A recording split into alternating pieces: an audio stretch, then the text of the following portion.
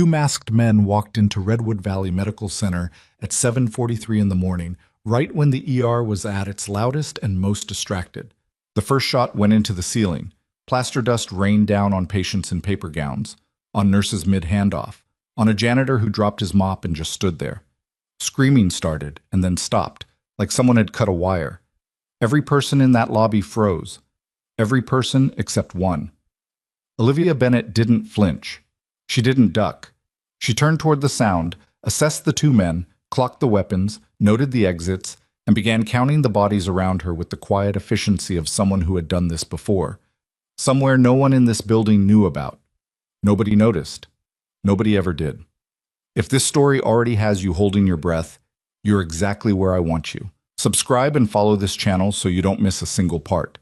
Like the video and drop a comment telling me what city or country you're watching from. I want to see how far this story travels.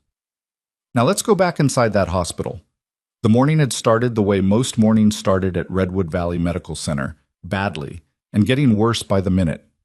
Olivia Bennett clocked in at 6:50 a.m., 10 minutes before her shift officially began, which was a habit she'd never been able to break. She changed into scrubs in the locker room, tied her hair back without looking in the mirror, and walked into the ER carrying a coffee she hadn't had time to drink yet. The department was already running 3 beds behind. A chest pain in Bay 2 had been waiting 40 minutes for a cardiology consult. A teenager with a broken wrist was crying quietly in the hallway because there were no open rooms. 2 paramedic units had dropped patients in the last 20 minutes and were stacking up near the ambulance bay doors. She set her coffee on the nurse's station counter, picked up the first chart, and got to work. "Bennett," the voice came from behind her, flat, dismissive, with the particular edge that meant she was already being blamed for something. She turned. Dr. Marcus Hale was standing at the station with a tablet in his hand and an expression like she'd personally offended him by existing. He was the attending on this rotation, 44 years old, with a reputation for being technically solid and interpersonally catastrophic. "The chest pain in Bay 2 needs a 12 lead. Why hasn't that been done?" "It has," Olivia said. "I pulled the chart. Night nurse ran it at 6:15. Results are uploaded." He looked at the tablet, said nothing. "Do you want me to pull the strip?" she asked. "I want you to stay on top of your patients without being prompted." He walked away before she could respond. She picked up her coffee and took a sip. It was already cold. That was the texture of Olivia's mornings. Not dramatic, not cinematic, just a low, constant friction, like sand in a gear. She had worked in this ER for 3 years, long enough to know which doctors washed their hands without being reminded, and which ones didn't. Long enough to know that the supply cabinet in Bay 6 ran out of IV tubing every Thursday because someone kept forgetting to reorder. Long enough to know that her assessments were usually right, and her name was rarely mentioned when they were. She was 36. She had a small apartment 15 minutes from the hospital. She owned 3 plants, all of which were still alive, which she considered a personal achievement. She didn't talk much about herself. When new staff asked where she'd worked before Redwood Valley, she said, "Military," and left it at that. And the way she said it didn't invite follow-up questions. Nobody pushed. Nobody was that curious. By 7:30, the ER had settled into its usual controlled chaos. Olivia was in Bay 4 with an elderly woman named Mrs. Farida Osei, who had come in that morning with a suspected hip fracture. A fall at home, her daughter had brought her in, and now the daughter was sitting in the chair beside the bed, gripping her mother's hand and asking every 4 minutes whether the pain medication was working. "It's working," Mrs. Osei kept saying, in the patient, slightly tired tone of a woman who had been managing other people's worry for decades. "Yemisi, stop squeezing my hand like that. You're going to break it." Olivia was rechecking the IV line when she heard the shot. It was a single round, high caliber, fired upward, the ceiling of the main lobby, which was separated from the ER by 2 sets of double doors and a corridor about 40 feet long. The sound was loud enough that Mrs. Osei's daughter grabbed her mother's arm, loud enough that the chatter at the nurse's station stopped cold. Olivia straightened, set down the IV tubing, listened, 1 second, 2 seconds, then screaming, not the contained individual kind, but the mass kind, the sound of many people screaming at once in a closed space, which is a specific and unmistakable noise that your body recognizes before your brain catches up. "Don't move," Olivia said to Mrs. Osei and her daughter. Her voice was level. Stay in this room. Do not open the curtain. She stepped out.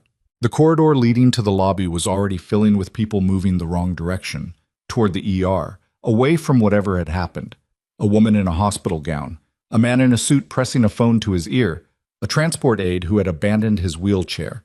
Olivia pressed herself to the wall and moved against the current, getting a look through the window set into the first set of double doors. Two men, both masked, black balaclavas, dark clothing. The first one was shorter, heavier, standing near the reception desk with a shotgun pointed at the ceiling and a posture that radiated a specific kind of wound-up energy, the kind that came from someone trying very hard not to lose their nerve. The second was taller, calmer, moving with deliberate efficiency between the patients and visitors who were now on the floor or pressed against walls. He carried a pistol. He was the one in charge. Olivia read them in about 4 seconds. She had learned a long time ago that in situations like this, the most dangerous person in the room was rarely the one making the most noise. She turned back toward the ER. Code Silver, she said, loudly enough for the nurses at the station to hear. Code Silver meant active shooter or armed intruder. Not every hospital had it in their protocols, but Redwood Valley did, and Olivia had made sure she knew it. Lock it down, get everyone into rooms, close the doors, call security, call 911. What's happening? Asked Dara Kim, one of the other nurses, 26 years old and 3 months into her first ER job. Armed intruder in the lobby. 2 of them. Go. Dara went.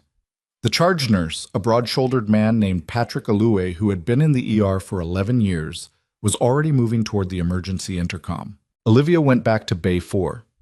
Yamisi, she said, speaking directly to the daughter, I need you to help your mother get down onto the floor beside the bed, carefully. Slowly. Can you do that? What's going on? Yemisi asked. Her voice had gone up about half an octave. There are some people in the lobby causing a problem. The safest place right now is on the floor, low, away from the door. Your mother's IV will reach. Help her down. She didn't wait for an answer. She moved to the next bay. Over the next 4 minutes, Olivia worked through the ER the way she worked through everything, methodically, without hurry, which looked to the outside like calm but was actually something different. It was prioritization. It was the result of having once spent 8 weeks in an environment where hurrying at the wrong moment got people killed, where you learned that panic was a resource you could not afford to spend. She got 7 patients onto the floor or into corners. She shut 4 bay curtains and locked the 2 rooms that had locks. She found 2 visitors, a middle-aged man who'd been sitting with his mother and a teenage girl who'd apparently wandered in from the waiting room, and got them behind the nurse's station. She was in the middle of telling the teenage girl to stay down and stay quiet when the double doors burst open. The taller of the 2 men, the one with the pistol, came through first. Behind him, stumbling slightly, was the shorter one with the shotgun. And behind both of them, herded like cattle, were 6 people from the lobby. A man in a patient gown dragging an IV pole, 2 women who appeared to be visitors, a security guard with his hands raised, and 2 medical staff Olivia didn't recognize from this floor. The tall man stopped in the middle of the ER, swept the space with his eyes, landed on Olivia, who was the only person standing. Down, he said. On the floor. Now. There are patients here who can't get on the floor, Olivia said. She didn't raise her hands. Elderly woman in Bay 4 with a hip fracture. Man in Bay 7 on oxygen. If they go on the floor, they get hurt. He looked at her for a moment. Lady, I'm not asking. I heard you. She didn't move. I'm telling you the situation. If you want this to go smoothly, you need to understand that some of your hostages have medical conditions that could become your problem. Something shifted in his eyes. Not respect, not quite, but a recalibration. He hadn't expected someone to talk back to him like she was explaining a policy. Most people either screamed or went silent. This was something else. Who are you? ER nurse, Olivia Bennett. Okay, Olivia. He said her name like it was a test. You go sit against that wall, and you keep your people calm, and nobody gets hurt. Can you do that? Yes. He nodded. Then he looked at the security guard, a young man named Dale, mid-20s, visibly shaking. You, take off your belt, slow. Dale did. The shorter man was moving through the ER, looking in bays, opening cabinet doors. He was louder, more erratic, and Olivia tracked him the way you tracked a variable in an equation. Because he was the unknown factor here, the one most likely to do something none of them could predict. She moved to the wall the tall man had indicated. She sat. Around her, the 6 people from the lobby were settling on the floor, and the ER staff who hadn't been quick enough to shelter in place were doing the same. Patrick Alloué was against the far wall, and he caught her eye. She held his gaze for a second and gave a small, deliberate nod. "Stay calm. I see you." He nodded back. It was 8 minutes past 8. Dr. Marcus Hale arrived from somewhere in the back. He had apparently been in the physician workroom when the lockdown started, and he came through the back corridor into the main ER with the expression of a man who had decided he was the most important person in any given room. He stopped when he saw the 2 masked men. His face went through several stages quickly. "What the—" "Sit down," the tall man said, not even turning to look at him. "I am the attending physician. I need to—" "Sir." Olivia said it quietly, but she said it like a wall. Hale turned to look at her. "Sit down." He sat. He did it with the specific grace of a man who was furious about sitting and wanted everyone to know it, but he sat. The shorter man came back from his tour of the ER and crouched beside the tall man, speaking low. Olivia couldn't hear the words, but she could read the body language. They were unhappy about something. She kept her breathing even and let herself think. She had already counted the doors. 3 possible exits from this section of the ER. The double doors to the lobby, the back corridor that led to imaging and the surgical floor, and the ambulance bay door. The tall man had positioned himself with a sightline to the lobby doors and a partial view of the bay corridor. The shorter man was less disciplined about positioning.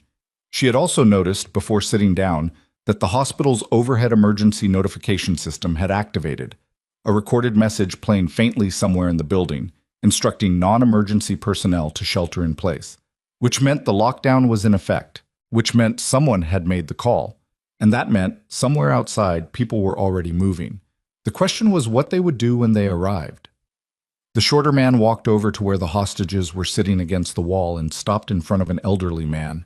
Mr. Osei, she realized, must be someone's grandfather, who was struggling to keep his position on the floor. His knees were giving him trouble. It was visible in the set of his jaw, the way he was braced. "Stay down," the shorter man said. "He's trying," Olivia said, from her position 8 feet away. The man turned to look at her. Up close, she could see his eyes through the mask. Dark, young, running hot. "You need to stop talking. He has bad knees. He physically cannot sit that low without pain.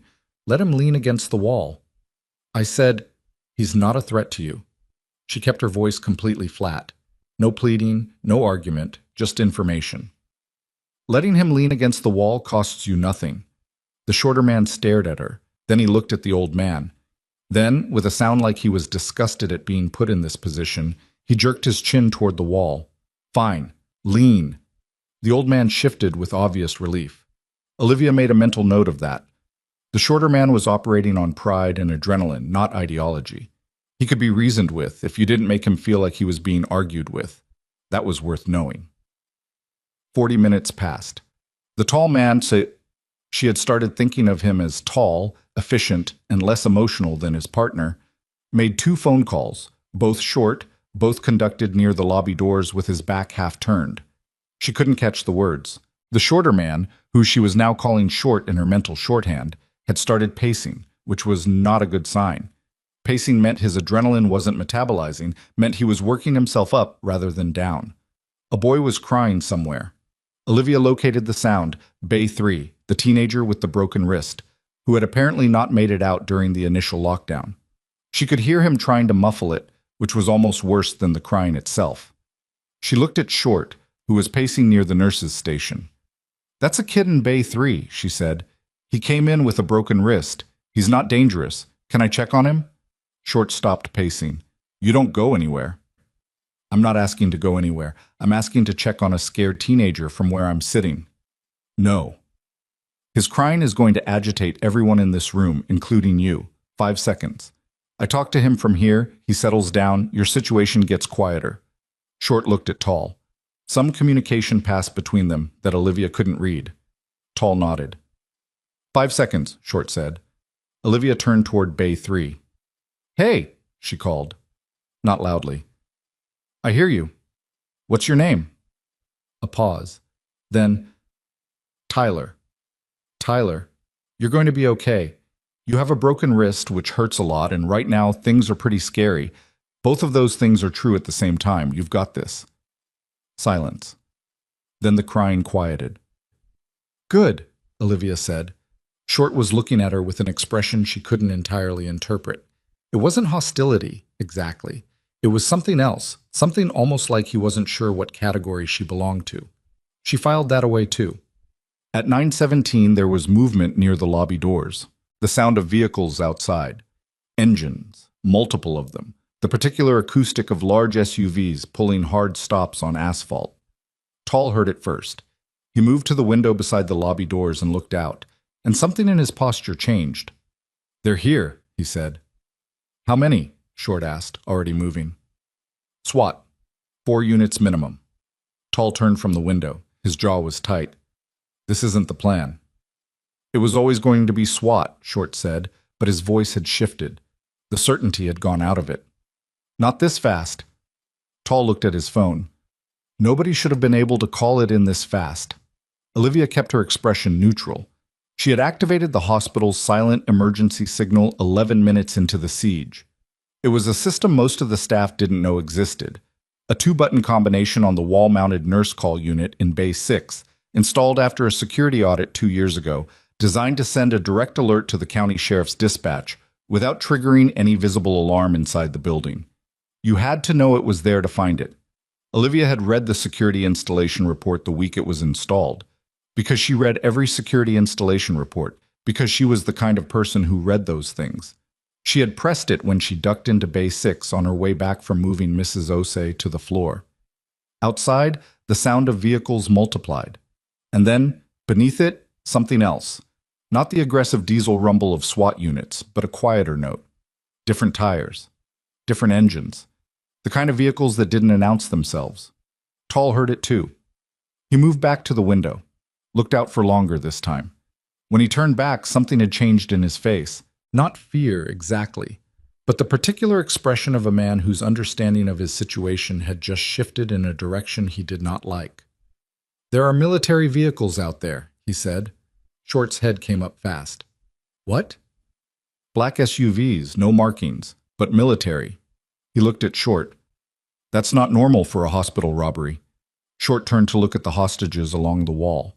At the ER staff, the patients, the visitors. His eyes moved over all of them, and then they stopped, on Olivia. She looked back at him without expression. What did you do? He said. I pressed the emergency call button, she said. That's standard protocol. That brings SWAT, not military. He took 3 steps toward her. What else did you do? Who are you calling? I'm a nurse, she said. I work here. You're not just a nurse. He was close now, close enough that she could see his hands tightening around the shotgun. You're something else. She didn't answer. Not because she couldn't, but because some information, once you gave it away, you could not take back. And she needed to understand what was outside that door before she made any decisions about what to say. Tall's phone rang. He answered it, said nothing for a long moment, then, yes. Another pause. We're not negotiating. Another pause, and this one stretched long enough that Short started to drift toward him, trying to hear. Who's asking? Tall said finally. The answer, whatever it was, made him go still.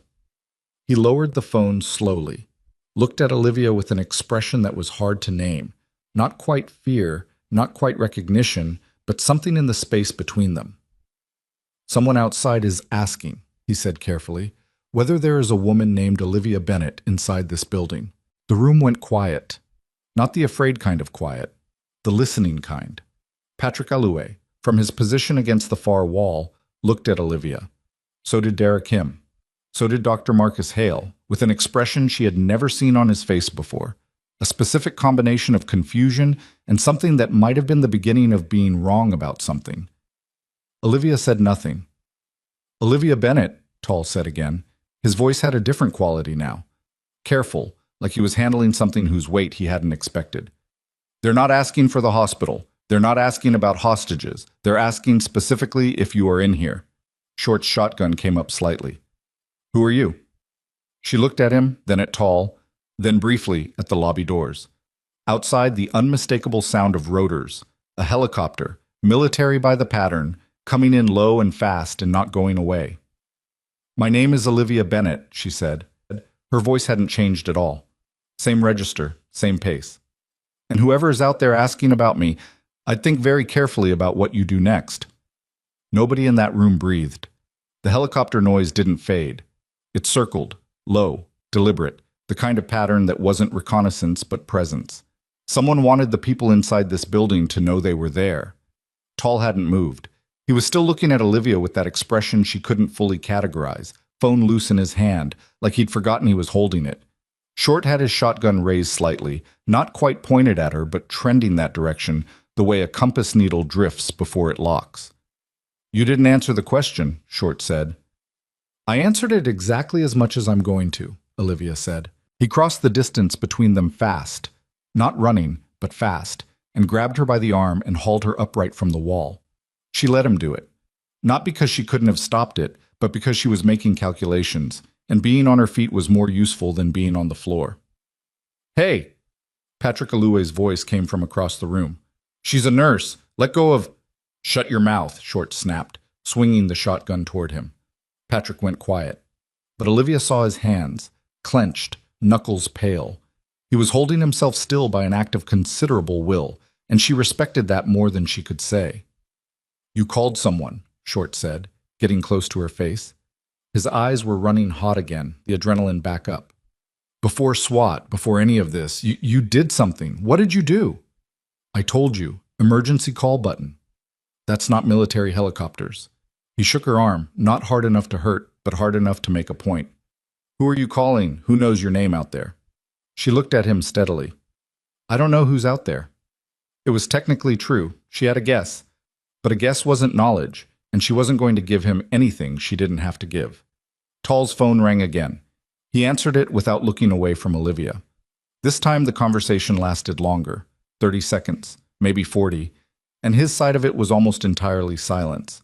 When he ended the call, he stood for a moment with the phone against his thigh, and something about the set of his shoulders had changed. They want to negotiate, he said. Of course they do, Short said. They want Olivia Bennett released first, before any other hostage, before any conversation. Tall looked at her. They specifically said her name. They said she has a medical condition that makes her priority. Short laughed, a short, disbelieving sound. She doesn't have a medical condition. Look at her. Tall didn't answer that. He was still watching Olivia. She understood the tactic immediately. Whoever was outside was trying to extract her by giving the gunmen a reason to let her go that didn't threaten their control of the situation. It was cleanly done. But it had a problem, which was that Short was right. She didn't look like someone with a medical condition, and these two men had been watching her manage a crisis for the better part of an hour, and neither of them was going to believe it. I'm staying, she said. Both men looked at her. There are patients in this department who need monitoring. The elderly woman in Bay 4 has a hip fracture, and she's been on the floor for over an hour. The man in Bay 7 is on supplemental oxygen, and his tank is going to run low in the next 30 minutes. If I leave, nobody here has the skill set to manage what's going to happen when those two situations deteriorate. You want to stay, Short said, like he wasn't sure he'd heard correctly. I need to stay. Late, we have guns. I know. That's why I need to stay. She let that sit for a moment. If one of your hostages dies because of a preventable medical complication, your situation gets significantly worse. The outside of this building goes from negotiation to breach. You don't want that. Tall and Short exchanged another of those looks. She had noticed that their communication was mostly nonverbal, which meant they'd worked together before, which meant this wasn't their first job, which meant there was some structure here that she hadn't fully mapped yet. Fine, Tall said finally. She stays. Tell them the medical condition claim is rejected. He handed Short the phone. Make the call. Short took it, still watching Olivia with an expression that had moved from suspicion to something closer to unease. He walked toward the lobby doors to make the call, and Olivia used the moment of his absence to do something she'd been calculating since she stood up. She walked toward Bay 7. Where are you going? Tall said. Oxygen check. I told you, 30 minutes before that tank runs low. I'm already behind. She pushed into Bay 7 without waiting for a response. The man inside was named Mr. Gerald Fitch, 68 years old, COPD, admitted 2 days ago and waiting for a pulmonology consult that had apparently been rescheduled twice. He was sitting up in the bed with his cannula in place and his hands folded on his lap with the practiced stillness of someone who had learned that stillness was safer than movement. How are you doing? Olivia asked, checking the oxygen gauge with one hand and squeezing his forearm with the other. I've had better mornings, he said. His voice was dry and wheezy, but his color was okay. Tank's at about 40%. You're fine for now. She lowered her voice. Is there anything you need me to know? He looked at her carefully, then, very quietly, that young girl, the one in the yellow jacket who came in with her dad. She went into the supply closet at the end of the hall when this started. She's still in there. I could hear the door. She hasn't come out. Olivia filed that. I know about her, she said, which was a slight extension of the truth. She hadn't known it was specifically the girl in the yellow jacket, but she had accounted for the possibility of a hidden person in that closet. Keep breathing normally. I'll be back. She came out of Bay 7 to find Tall standing 3 feet from the door. Satisfied? He said. Tank's at 40%. We've got maybe 90 minutes before it becomes a problem. She walked back toward the nurse's station. I need to get some supplies. No. Wound dressings. I have 2 people with lacerations from the initial panic who haven't been treated. You want an infection on your hands too? He stared at her, then, You've got 2 minutes. She moved to the supply cabinet behind the station, opened it, and began pulling dressings. She worked quickly and without apparent hurry, and while she worked, her eyes moved to the emergency panel on the wall beside the cabinet. It had 4 indicator lights. 3 were lit, red, which was normal for lockdown. The 4th, the communications override, was dark. She pressed it. Nothing visible happened. No noise, no light. The override was designed to be invisible, a direct uplink to the hospital's security command feed that routed through to whatever emergency command structure had been established outside. It didn't send a message. It sent a status signal. 2 presses meant she was operational. 3 meant she was compromised. 4 meant breach imminent. She pressed it twice, then closed the cabinet. 42 minutes later, the ER had reorganized itself into a tense, exhausted stillness. Short had stopped pacing. He was sitting on the edge of the nurse's station counter with the shotgun across his knees, which was a worse position tactically than standing, but probably meant his body had finally started coming down from the initial adrenaline spike, which made him less volatile and more tired. A mixed result. Tall was near the lobby doors, conducting what sounded like the 3rd or 4th round of negotiation calls. From what Olivia could hear, the pattern was the same. Demands that hadn't changed, pushback from whoever was on the other end, long silences, no resolution.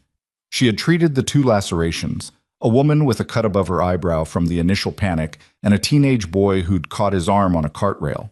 She had also gotten Mrs. Osei off the floor, using the hip fracture logic on Short in the same flat, informational tone that had worked before. Mrs. Osei was now sitting in a chair with her daughter beside her, and she had taken Olivia's hand at one point and held it for a moment without saying anything, which Olivia found unexpectedly hard to take. She was checking Tyler's wrist, still swollen, not displaced further, which was good, when Dara Kim appeared at the curtain of Bay 3, keeping her body small and her voice low. Can I help? Dara asked. Hold this, Olivia said, handing her a compression bandage. Dara held it. Wrap it while I stabilize the position. They worked for a minute in practiced silence. Then Dara said, very quietly, those military vehicles outside. One of the other nurses said she could see them from the back window. She said they have a unit insignia on the door she didn't recognize. Okay, Olivia said. Do you know what it is? Olivia smoothed the bandage wrap. Keep tension on that as you go around. Dara adjusted her grip. Okay, but do you? A pause. Finish the wrap. Dara finished the wrap. Tyler, who was 17 and had been listening to all of this with the focused attention of someone trying to understand what exactly was happening to his Tuesday, looked between them and said nothing. Good job, Olivia told Dara. Dara looked at her with the specific expression of someone who has asked a question and understood the non-answer they got back. She nodded once and went back to her position against the wall. Dr. Marcus Hale had been quiet for most of the last hour. This was, in Olivia's experience, not his natural state. Hale's default register was commentary, whether invited or not, and the silence had a quality to it that she had been monitoring at a low level while managing everything else. He was sitting against the far wall with his arms crossed and his jaw set, and she could see him working through something. Not fear, not anymore. Something else. When she passed near him on the way back from Bay 3, he said quietly, "You activated the emergency signal." She didn't break stride. "Yes." "When?" 11 minutes in. He was quiet for a moment. "I didn't even know we had one." "Most people don't." "How did you—" He stopped, rephrased. "Have you done this before?" She looked at him then. He was not asking in the contemptuous register she was used to from him. There was something different in his voice, genuine, slightly unsteady, the voice of a man recalibrating. "Done what?" she said. "Any of this." He kept his voice low. "The way you moved through the department at the start, the way you've been managing them." He nodded toward short and tall. "That's not nurse training." "It's exactly nurse training," she said. "You'd be surprised what you learn when you actually pay attention to it." She walked away before he could respond, but she felt him watching her, and the quality of that attention was different from anything he'd aimed at her in 3 years. And she noticed it the way you notice a change in barometric pressure. Not dramatic, but real. It was 10:47 when Short's phone, not Tall's, his own personal phone, pulled from his jacket pocket, buzzed. He looked at the screen and something happened in his face, a tightening.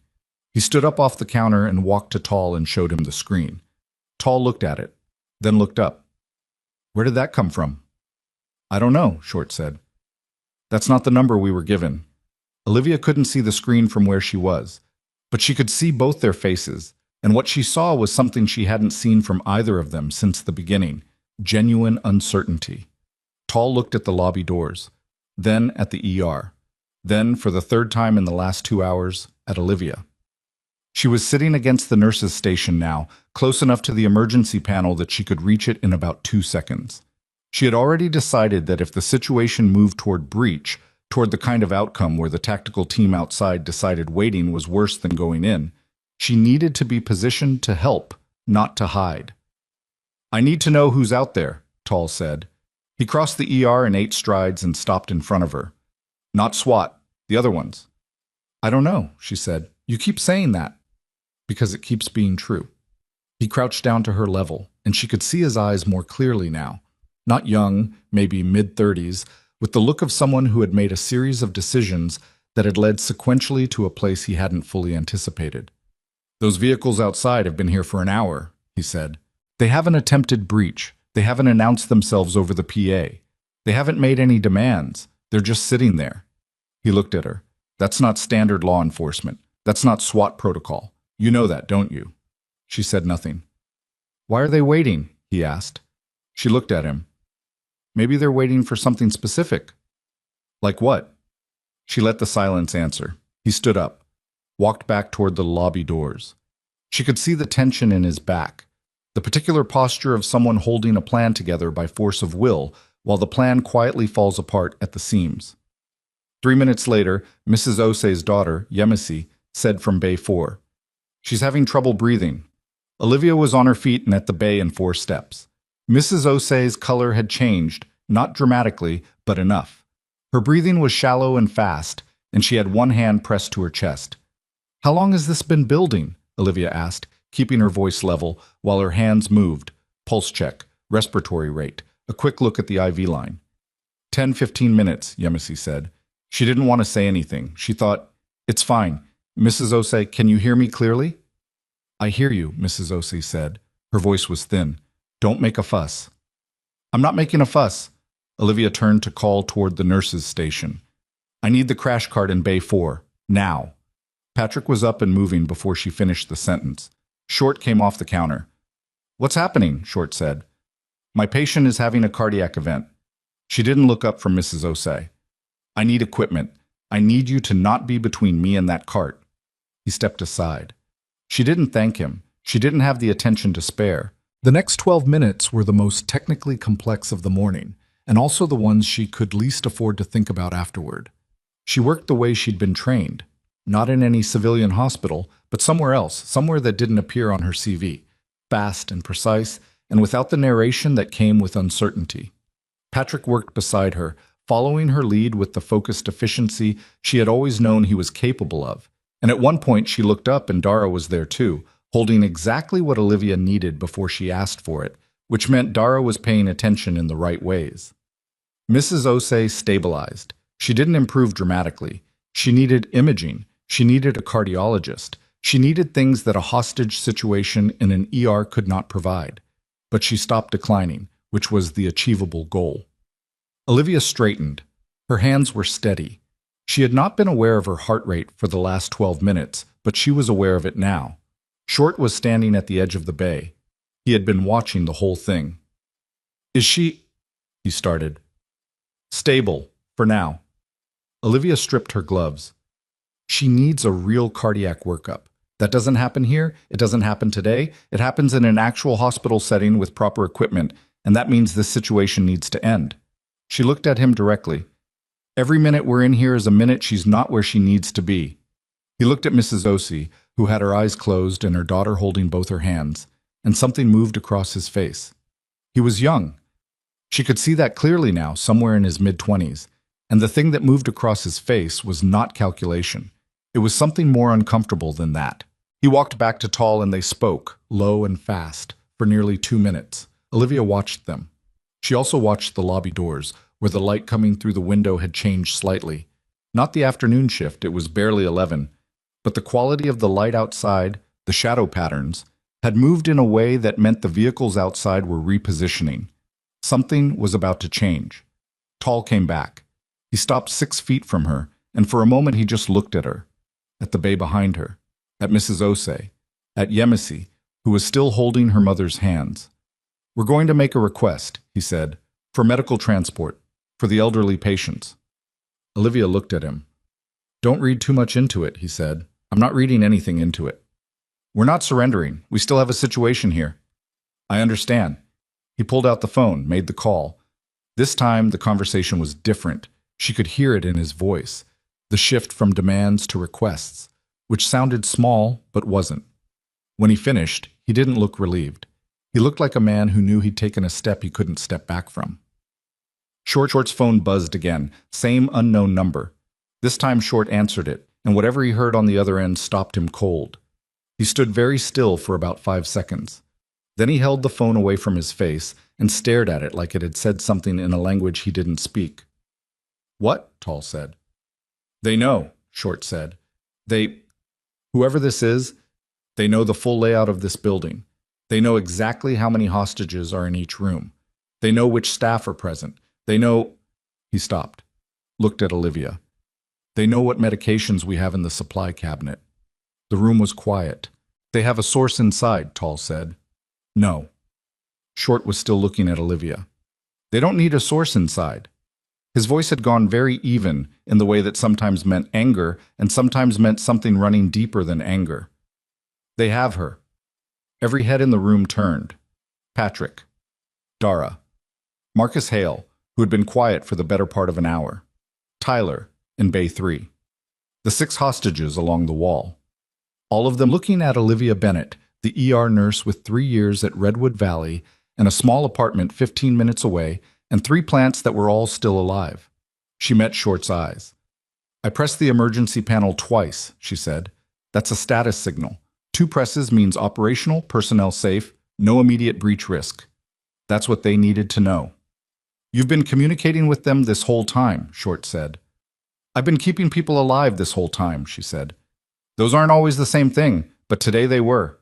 Short's hand tightened on the shotgun. And then Tall's phone rang. Not the negotiation line, not Short's unknown number, but a third line, from a number that made Tall look at the screen for a long moment before he answered it. He listened, said nothing for 15 seconds. Then, "Say that again." Another pause. "What unit?" The answer was Short. Whatever it was, it drained the remaining color from Tall's face. He lowered the phone and looked at Short, and for the first time since 7:43 that morning, The two of them looked exactly like what they were. Two men who had walked into a building with a plan and were now standing inside a situation that had become something entirely different. "They're sending someone in," Tall said quietly. "Not SWAT. The others. One person. Unarmed, they say." He looked at Olivia. "They're asking us to let them in. They say—" He stopped, took a breath. "They say they're coming in to speak to Olivia Bennett, and they are strongly advising us not to interfere." Short said, "Strongly advising." That's the phrase they used. The helicopter outside made another low pass, closer than the last one, close enough that the lights overhead flickered from the vibration. Olivia looked at the lobby doors. Outside those doors, in the hard morning light, one of the black unmarked SUVs had pulled forward until it was directly in front of the hospital entrance. The driver's door opened. A figure stepped out, tall, in civilian clothes, but moving with the particular economy of someone for whom civilian clothes were a costume. He walked toward the entrance without hurrying, hands visible at his sides. And even from this distance, even through the frosted glass of the lobby windows, Olivia could see the way the SWAT teams on either side gave him space without being told to. Short raised the shotgun. "Put it down," Tall said. He didn't raise his voice. "We don't let anyone in. Put it down." Something in Tall's voice had changed.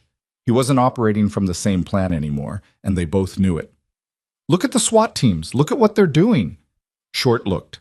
The SWAT units on either side of the entrance had stepped back, not retreated, stepped back. The difference was significant, and Short was smart enough to see it. "Who is he?" Short asked. Tall didn't answer. He looked at Olivia. She was already on her feet. She didn't wait for the doors to open. She walked toward them. "Bennett." Tall's voice came from behind her. Not a command, not quite. Something more like a warning directed at himself as much as at her. She stopped with her hand 3 inches from the door panel, turned her head. "He's coming in unarmed to speak to me. That's not a breach. If you shoot him, the people outside will stop asking." Tall said nothing. She pushed through the doors. The lobby was wrecked in the particular way that fear wrecks a space. Chairs overturned, personal items abandoned on the floor, a child's backpack sitting open near the reception desk with its contents half spilled. The ceiling tiles above the entry point still showed the shotgun damage from the first shot, a ragged hole with plaster dust settled in a pale ring around it on the floor below. 3 people she hadn't seen since the start of the siege were huddled behind the far reception desk. 2 administrative staff and a man in a visitor's badge who had apparently spent the last 4 hours not moving. She noted them and kept walking. The front entrance was automatic glass. The sensor triggered and the doors slid open, and the air that came in was cold and carried the smell of diesel and cut grass and morning, which was almost disorienting after the recycled interior air of the past several hours. The man from the SUV was about 30 feet away. He stopped when the doors opened. He was somewhere in his mid-50s, with the build of someone who had been physically exceptional once and had maintained it through discipline rather than youth. Short gray hair, civilian clothes, dark jacket, plain shirt, but his posture was not civilian. Nothing about the way he stood was civilian. He had the particular stillness of someone who has trained for a very long time not to telegraph what they were thinking. He looked at her for a moment. Then he said, "Bennett." 1 word. Her last name only. The way you said it when you'd said it before, in different circumstances, in a different context that both people in the conversation already knew about. "Colonel Voss," she said. He walked forward. She let him close the distance rather than going to meet him, because she wanted to keep the lobby doors in her peripheral vision. Wanted to know if either of the 2 men from the ER decided this was a moment to act. The doors stayed closed. Voss stopped about 6 feet from her and looked at her the way people looked at things they hadn't expected to see again. Not sentimental. He wasn't a sentimental man, she knew that, but assessing, checking inventory. "How many inside?" he asked. 14 hostages total between the lobby and the ER. 2 with significant medical needs, cardiac event, partial stabilization, needs real imaging. 7 staff, 2 armed subjects, shotgun and a semi-automatic pistol. She paused. "The one with the shotgun is running hot. The other one is the decision maker, and he's getting tired." "Injuries?" "Lacerations treated, nothing fatal. One potential cardiac situation that could worsen if we extend the timeline." He nodded. not surprised by the quality of the information, which told her he'd expected it, which told her something about why he'd asked to come in personally.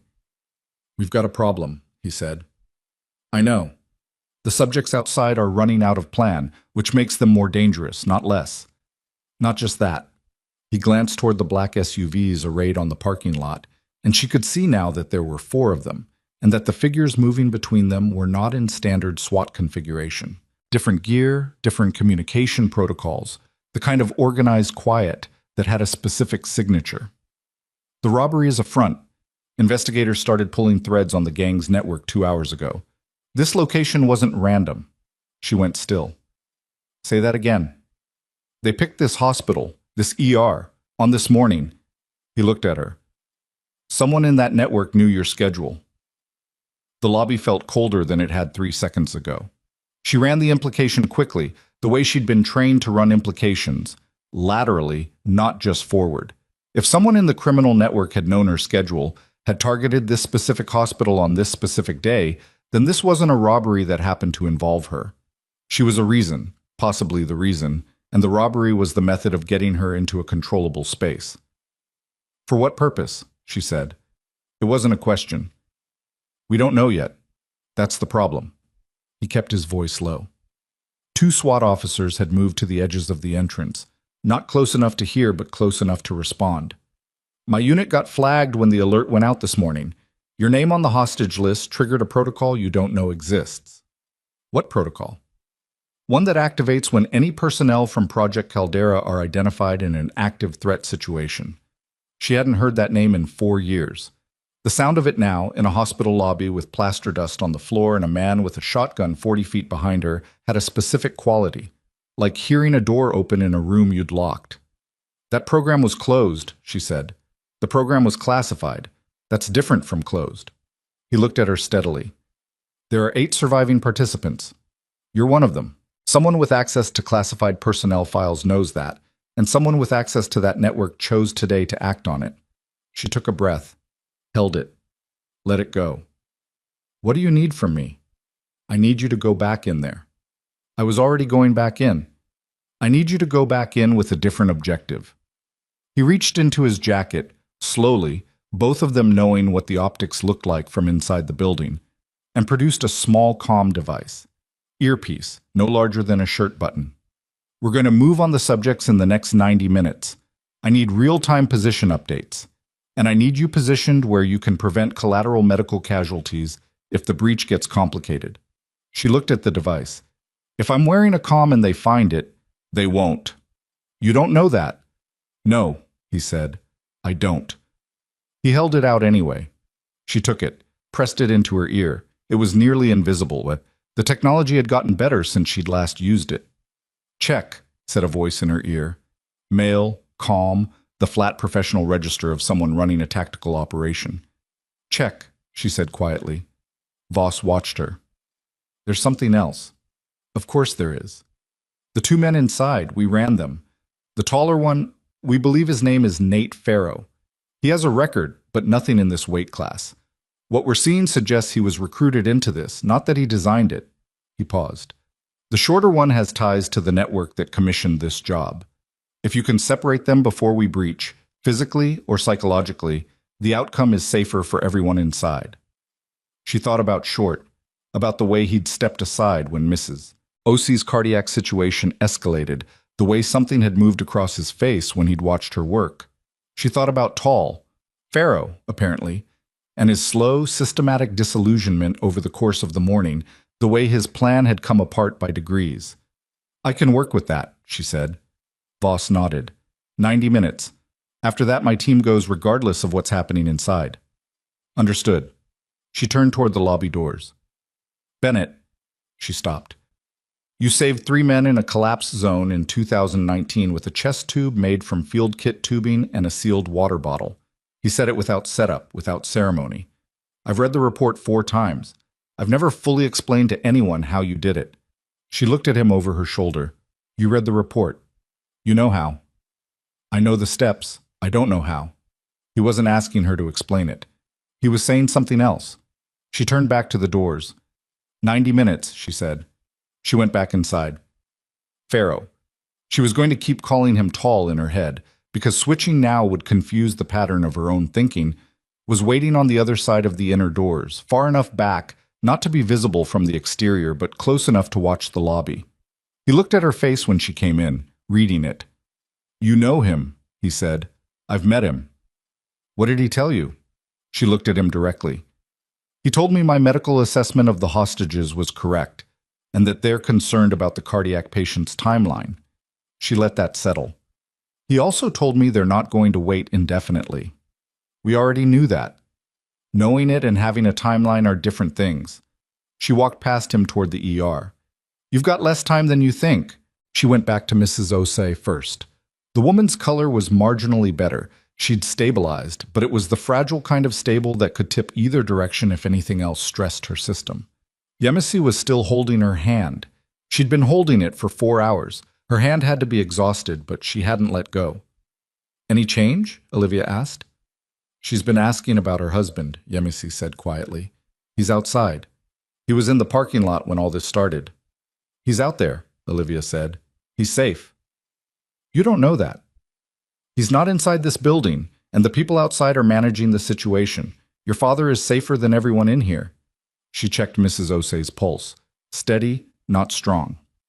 "Tell her that. Tell her he's out there waiting." Yemisi nodded and leaned down toward her mother and said something in a language Olivia didn't speak, but understood in the way you understood certain things without words. Mrs. Osei's hand relaxed slightly. Olivia moved to the nurse's station. Patrick was there, keeping himself busy reorganizing the things he could organize, which was how he was managing. She stood beside him and spoke without looking at him. "In the next 90 minutes, something is going to happen," she said. "I need you to get everyone down and away from the east wall. Bay openings facing the lobby doors. Close whatever curtains are still open. If you hear any exterior noise that sounds like it's escalating, get flat and stay flat." He was quiet for a moment. "Are they coming in?" "In some form." "What about you?" "I'll be handling something else." She turned to look at him. "Patrick, you've been solid today. Don't stop being solid in the next 90 minutes. He looked at her for a long moment. "Who are you?" he said. He didn't say it like Hale had said it, analytically, trying to solve a puzzle. He said it like someone who already knew the answer was bigger than the question and was asking anyway. "I'm the nurse who was here," she said. "That's enough." She was back near the lobby doors when Short found her. He'd been watching her since she came back in. She knew that. She'd felt it, the particular attention of someone trying to work something out. He came up beside her and stood there for a moment, not speaking, and she let the silence run. "Who was that man?" he said finally. "Someone I used to work with." "Military?" "Yes." He processed that. "They're going to come in." "Yes." "When?" "Soon." He looked at his hands, then at the shotgun which he was holding loose now, not raised, almost like he'd forgotten about it. This wasn't supposed to go this way. She didn't offer him comfort on that. It hadn't gone the way he'd planned, and pretending otherwise would be an insult to both of them. What was it supposed to be? In and out. 40 minutes. Pharmacy supply. There's a schedule for the medication transfers. Controlled substances moved between facilities. Someone gave us the timetable. He stopped. "We were told the ER would be low traffic. We were told security would be minimal." He looked at her. "We were told nothing unusual was happening today." "But something unusual was happening today." His jaw tightened. "Yeah." She didn't say anything. "Someone set us up," he said. "Someone gave us bad information and put us in here, and now there are military vehicles in the parking lot and you're whatever you are." He looked at her. "We're not going to walk out of this." "No," she said. "You're not." He absorbed that. It cost him something to absorb it. She could see that, the thing moving through his face. He was young, and he was afraid, and neither of those things made him less dangerous, but both of them made him human, and she kept that fact in front of her. "The other guy," he said. "Pharaoh. He doesn't know this. He still thinks we have a play." "What does he think the play is?" "Move the hostages, use them to get to a vehicle, drive." "He can't do that," she said. "The moment you're mobile with hostages, you've changed the calculus entirely. The people outside will breach before they let you leave." "I know that." He said it with the weariness of someone who had been knowing it for hours and hadn't known what to do with the knowledge. But he won't listen to me. Pharaoh has done this before. Smaller jobs. He thinks he knows how it works. He shook his head. This isn't how any of it works. In her ear, the tactical voice said quietly, Bennett, 22 minutes. She gave no visible reaction. What's your name? She asked short. He looked at her, hesitated. Milo. Milo, when Pharaoh moves on the hostage plan, I need you to not go with him. Not because it helps me, but because when the breach happens, anyone standing near a hostage is going to be evaluated as an active threat. The people coming through those doors are trained to manage that evaluation in under 2 seconds. He stared at her. You're telling me to surrender. I'm telling you what happens to people who are in the wrong position when the door comes down. She held his gaze. That's a medical reality, not a negotiation. He looked away, his hands flexed on the shotgun. Why are you telling me this? Because you let an old man lean against the wall, she said. And because you stepped aside when I needed the crash cart. He didn't say anything to that. But the set of his jaw changed. The escalation came from where she hadn't been watching. Not from outside, not from the tactical team's repositioning, but from Pharaoh, who had apparently spent the last 15 minutes reaching the conclusion that he'd been dreading all morning. He came back into the ER from the lobby with his posture changed, his phone gone, moving with the tightened energy of someone who has made a decision and is executing it before he can think himself out of it. He went straight to the hostages along the wall.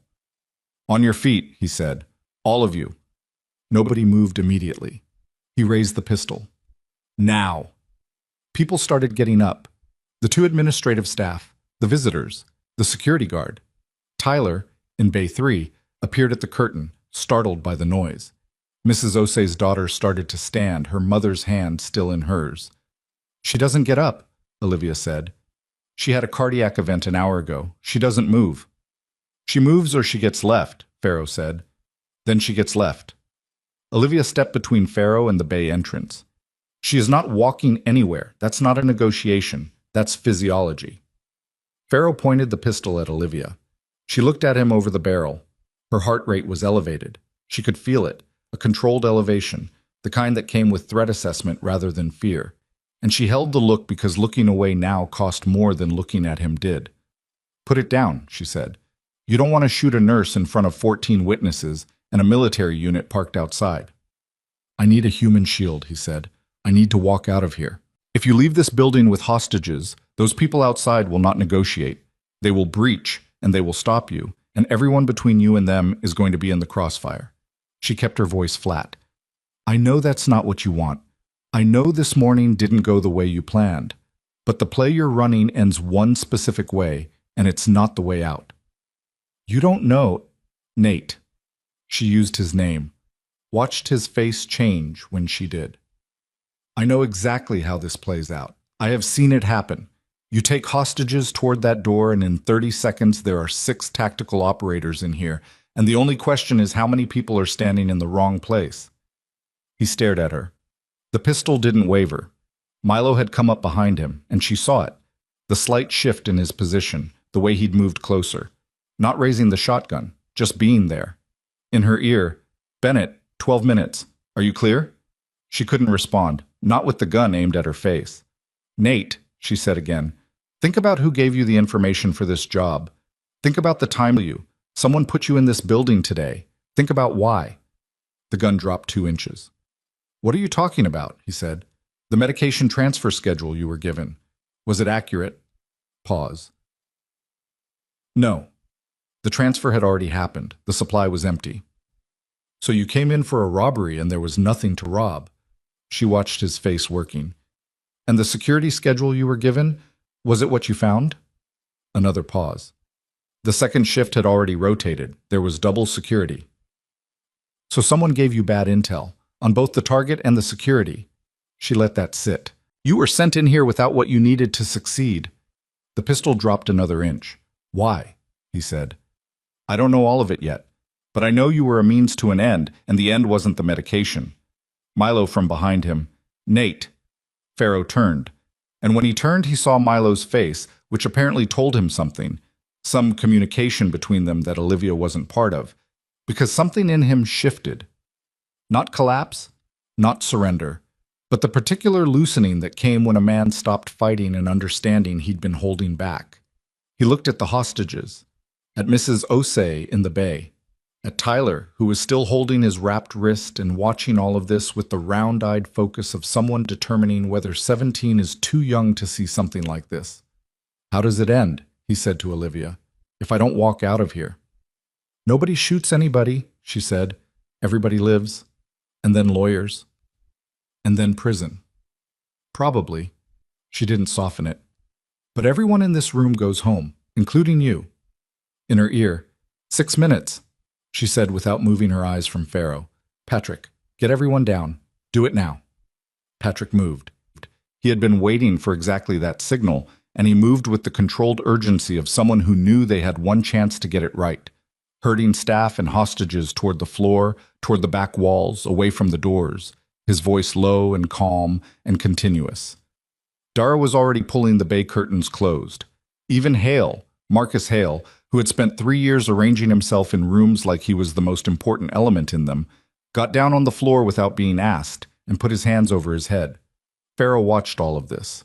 Then he looked at Olivia. She said, "Put the gun down, Nate." He stood there for 3 seconds. 4, 5. And then something happened that she had not accounted for. Milo's phone buzzed, the unknown number again.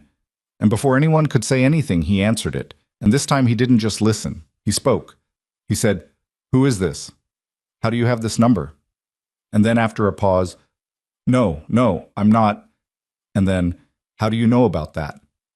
She watched him. Something had changed in his face. Not the calculation she'd seen before, but something rawer, something personal.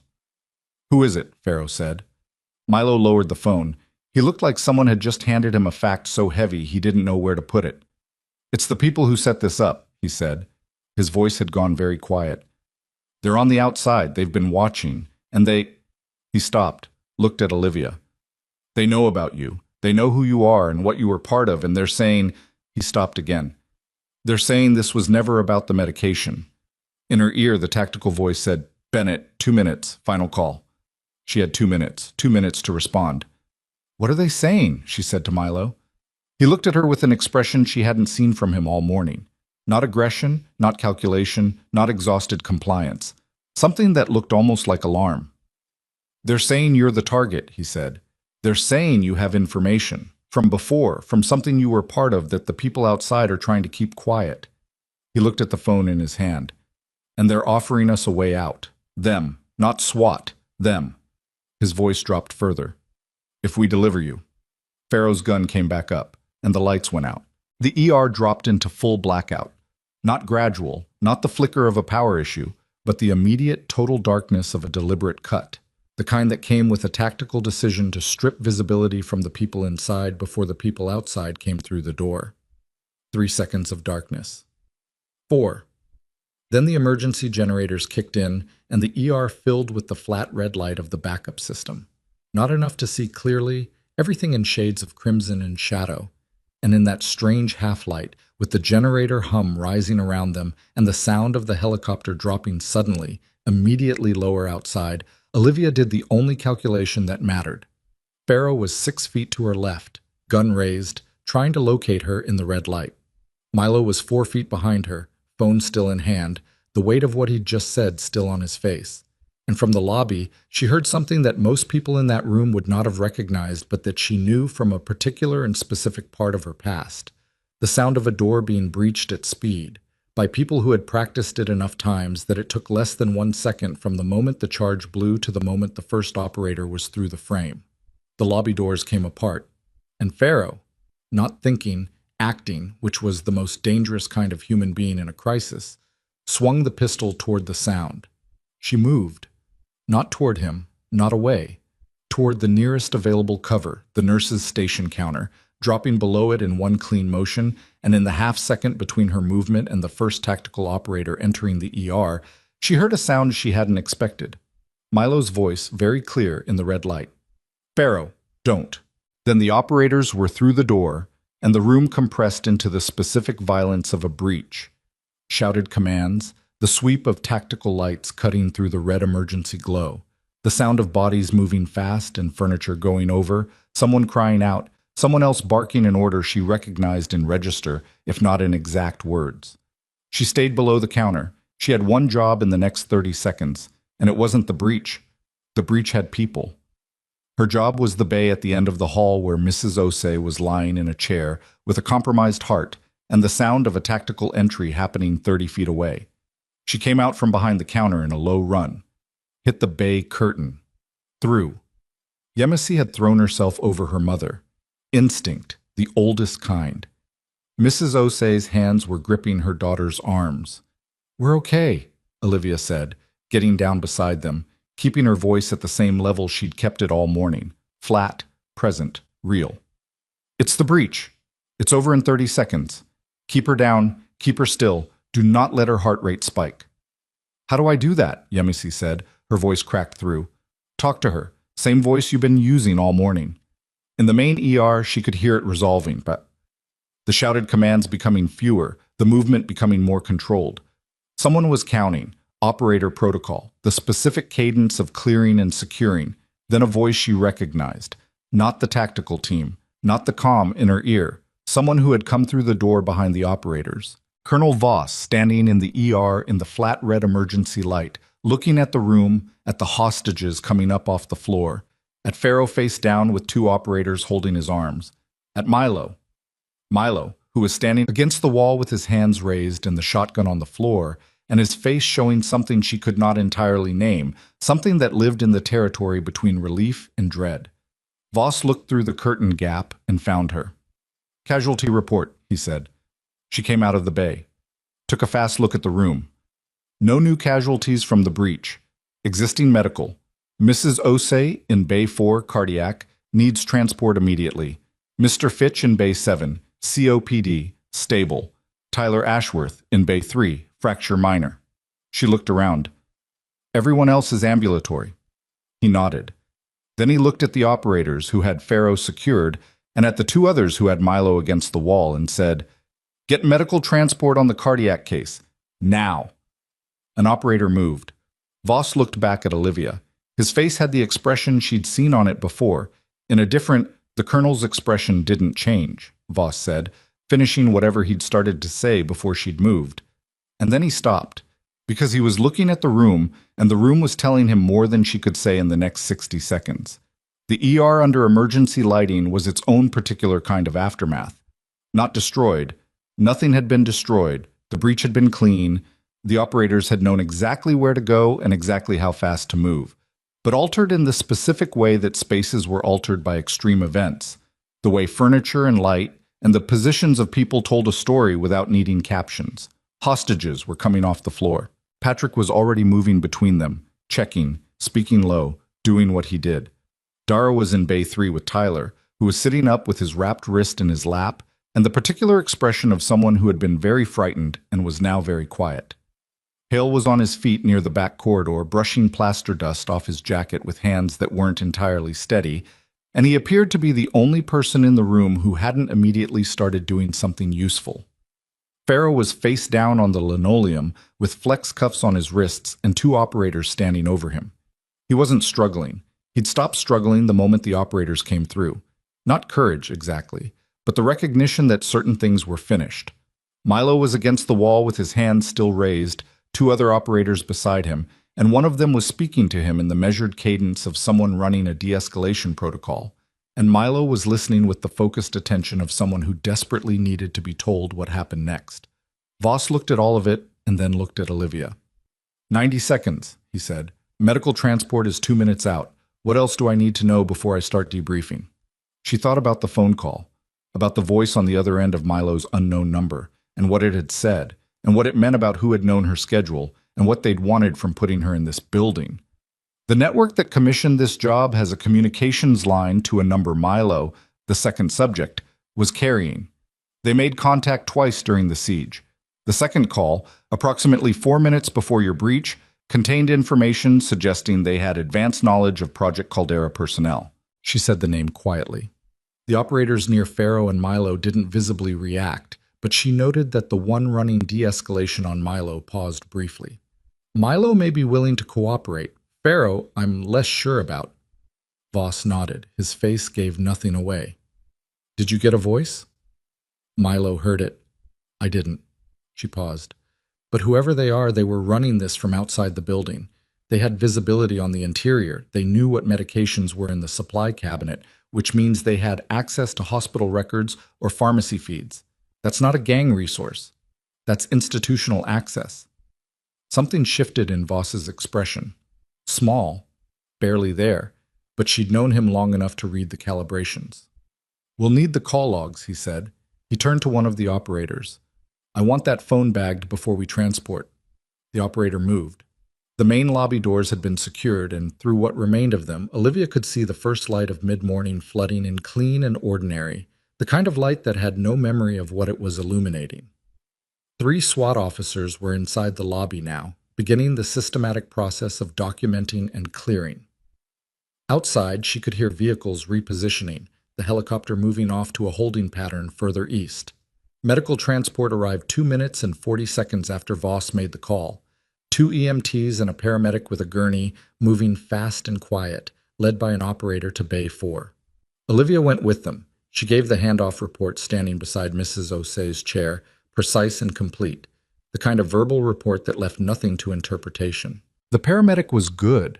She could see that in the first 30 seconds, the way he listened without writing, the way his hands were already doing the assessment while his attention stayed on her words. Vitals? He asked. Pulse averaging 82 over the last hour, irregular, saturation at 93 on room air. No aspirin administered. I didn't have it available in a form I was confident about given her cardiac history. BP? Last check was 142 over 90, 20 minutes ago. He nodded, already moving to attach monitoring leads. Yemisi stood back for the first time in 4 hours, and her face had the particular expression of someone releasing a grip they hadn't known they were holding. Her hands hung at her sides, and she looked at them like they belonged to someone else. Olivia stood with her for a moment, not speaking, just standing. Thank you, Yemisi said finally. Her voice had cracks in it. She's going to need imaging and a cardiology consult. The paramedic is good. She's in the right hands now. Olivia looked at her. Your hands weren't wrong all morning either. Yemisi looked up. For a moment she seemed like she might say something more. Then she just nodded and turned back to her mother and went with the gurney toward the door. The ER had its lights back 2 minutes later, full power restored, the flat red of the emergency system replaced by the particular fluorescent wash of a working hospital. It made everything look different, more ordinary, more like what it was supposed to be. Marcus Hale was standing at the nurse's station when Olivia came back from the lobby. He had his tablet in his hand, which was apparently some kind of reflex, but he wasn't looking at it. I was looking at the ER, at the staff beginning the process of returning it to function, at the operators moving through with clipboards and evidence bags, at all of it, with an expression she had never seen on him before. We need to talk, he said. After I check on Fitch, she said, and went to Bay 7. Mr. Fitch was awake, sitting up, his oxygen tank at 31%, which was low but not critical. He looked at her when she came in with the steady, unsurprised attention of a man who had decided early in the morning to observe rather than panic, and had maintained that decision for 6 hours. They're gone? He asked. In custody, she said. The old woman from down the hall. She okay? She's being transported. She'll be all right. He looked at the oxygen gauge. I could hear everything, you know. The walls in these bays aren't as thick as people think. I know, she said. You never sounded scared. She checked the flow rate, made a note on the chart. I was scared, she said. I just don't have the same relationship with it that most people do. He was quiet for a moment, then, that's either something you're born with or something that gets trained into you. Second one, she said. She came back out. Hale was still at the station. She had questions she needed to be elsewhere answering, but he was standing in the particular way of someone who wasn't going to move until something got said, so she stopped. Whatever you need to tell me, she said. Say it. He looked at his tablet. Put it down. I've been here 4 years. You've been here 3. In those 3 years, I've overridden your assessments 11 times, dismissed your recommendations in front of other staff at least. I don't know, maybe 20 times. I told the night supervisor last year that I thought you weren't engaged enough with the patients. He said it flatly, without the self-flagellating quality that would have been almost worse. Just facts. I didn't know who you were. You didn't need to know who I was to treat me with basic professional courtesy, she said, also flat. But we can talk about this later. There might not be a later, he said, in the sense that later things become whatever they become, and this specific moment, is probably the clearest I'm going to be about it. She looked at him. He wasn't wrong about that. Clarity in the immediate aftermath of extreme situations was real, and it was temporary, and most people never found a way to preserve it. I hear you, she said, and she meant it. Not as acceptance or absolution, she wasn't interested in either, but as acknowledgement that she'd received what he'd said and it had registered. Now, let me do my job. She went to find Voss. I was in the break room at the end of the back corridor, a small, cluttered space with a coffee maker and a table and 3 chairs, which had apparently been commandeered as the immediate operational staging area. 2 of his operators were there along with someone she didn't recognize, a younger man in civilian clothes who had the look of an analyst rather than a field operative. They were looking at something on a laptop, and when Olivia came in, Voss nodded to the other 2, and they took the laptop and left. Sit down, he said. I'm fine standing. That's not what I asked. He said it without emphasis. The same register he'd used when they'd worked together before, the tone that meant she could push back, but the conversation would be more efficient if she didn't. She sat. He sat across from her and set a folder on the table between them. Not opened, just present. Tell me what Milo said. Exactly. She walked him through it. The 2 calls, the content of the second one, Milo's reaction, the specific phrase about delivering her and what it implied about what the network outside had believed she possessed. She was precise and sequential, and she didn't editorialize. He listened without interrupting. When she finished, he opened the folder. Inside were 4 photographs printed on standard paper, the slightly pixelated quality of images pulled from surveillance or digital sources under time pressure. She looked at them. 3 were faces she didn't know. The 4th she did. She sat with that for a moment. When did you confirm this? She asked. 40 minutes ago, while you were inside. He tapped the photograph she'd recognized. He's been running a side operation since 2021. We've had peripheral signals for about 8 months, nothing solid enough to move on. This morning gave us the predicate we needed. She looked at the photograph. The face in it was one she had seen 3 times a week for the last 3 years, in the corridors of this hospital, in department meetings, in the specific and reliable condescension of someone who always arrived at the truth about 2 years after everyone else and was always surprised to find it. Raymond Stokes, she said. Voss confirmed it with a look. Raymond Stokes, the hospital director of Redwood Valley Medical Center. 51 years old, MBA from a middling business school, a career built on budget management and staff reduction, and the particular institutional confidence that came from never being held accountable for anything. He was not a doctor. He had never been a clinician. He ran the hospital the way people ran businesses they didn't understand, from the top, by the numbers, with a permanent low-level anxiety about anyone who knew more than he did. 3 months ago, he had put a formal performance note in Olivia's file. It cited a failure to follow chain-of-command protocols during an equipment requisition dispute. She had requested upgraded trauma monitoring equipment. Stokes had denied it based on budget. She had taken the request directly to the department chief, bypassing him. The note said she demonstrated poor institutional judgment. The note was still in her file. What's his involvement? She asked. He's been providing operational data to the network for approximately 14 months. Patient intake schedules, medication transfer timetables, staffing rosters. Voss paused. He's also been providing personnel files, on a selective basis. Not all staff. Specific staff. She looked at him. Your file was accessed 6 times in the past month, he said, each time by his credentials. The 6th access was at 11 p.m. 3 days ago. 4 days before the robbery. She sat with the architecture of it for a moment, the medication transfer schedule that had been accurate enough to lure Pharaoh and Milo in and wrong enough to strand them, the security roster that had shown single coverage when double coverage was actually rostered, the specific targeting of her schedule.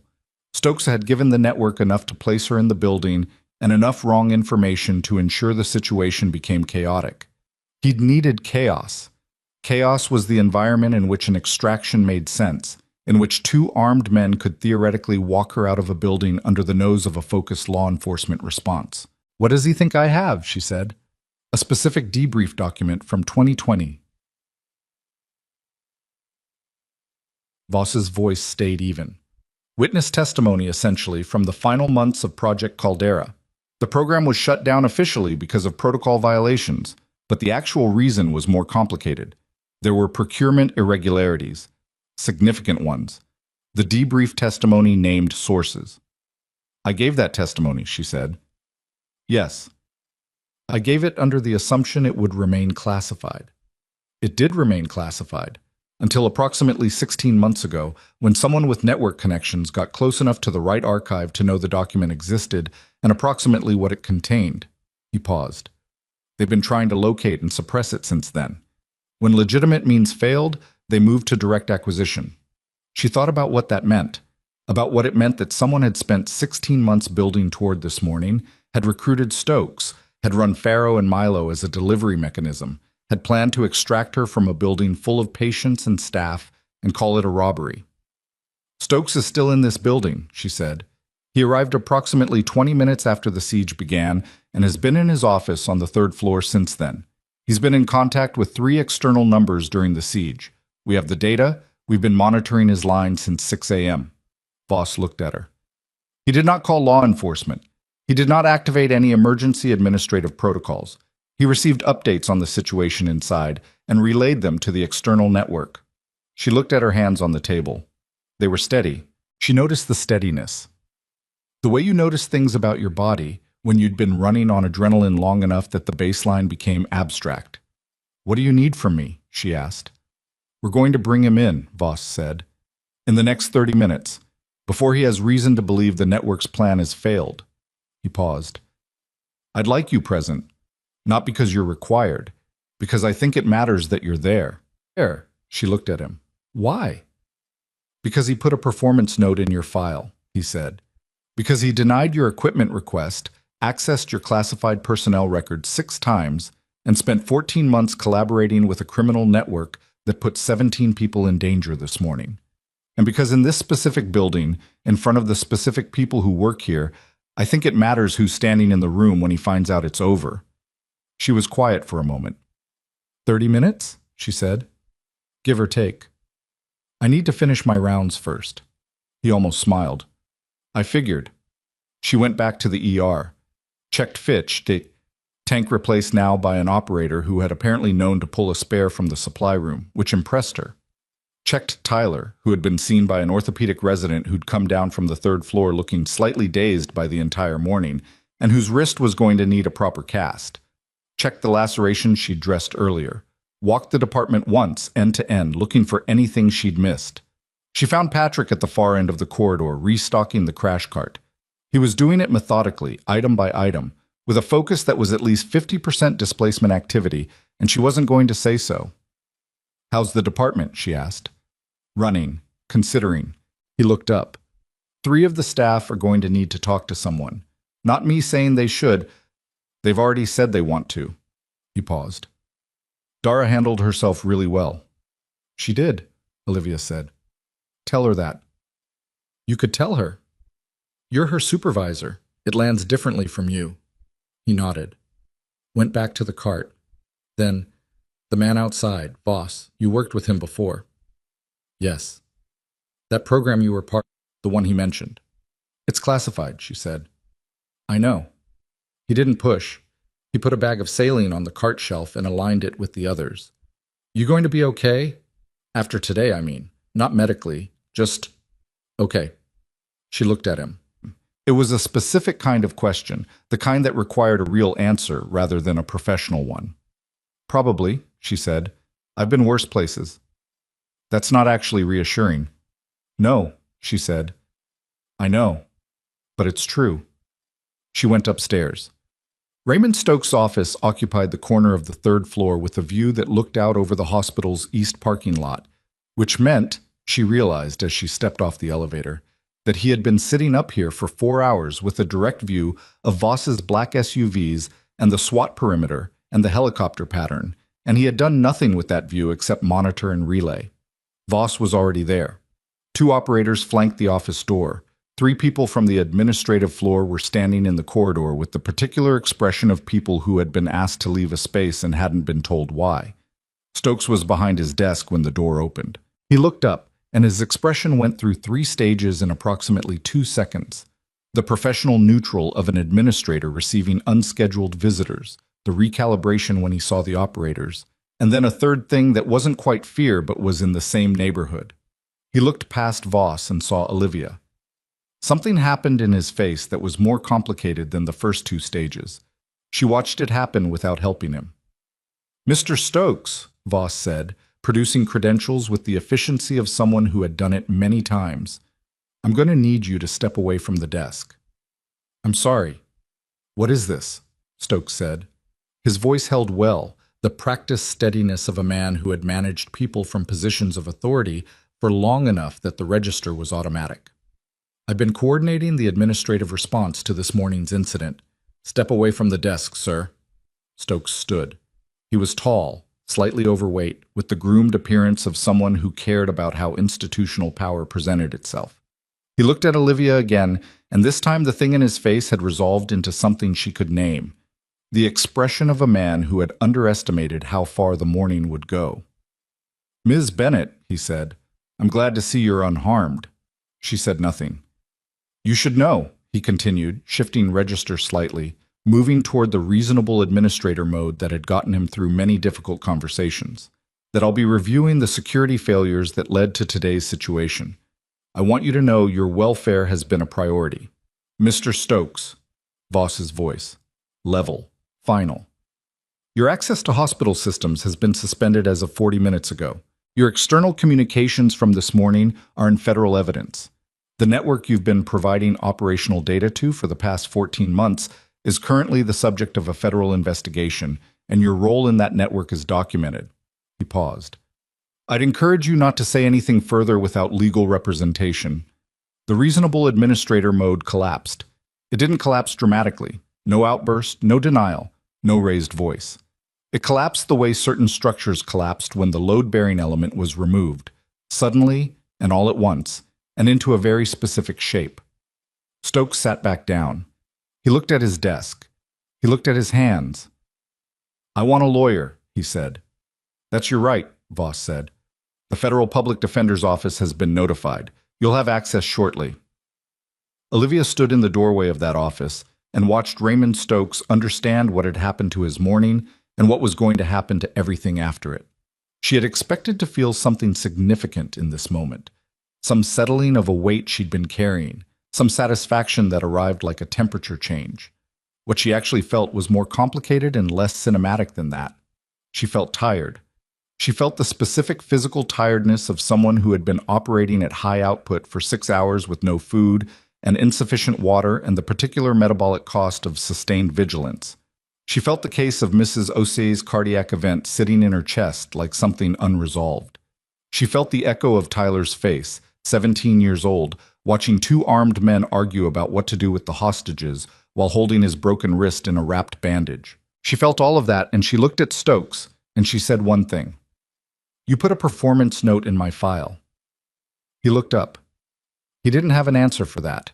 It was too small and too specific, an absurd thing to say in this context, and somehow that made it the most accurate thing she could have said.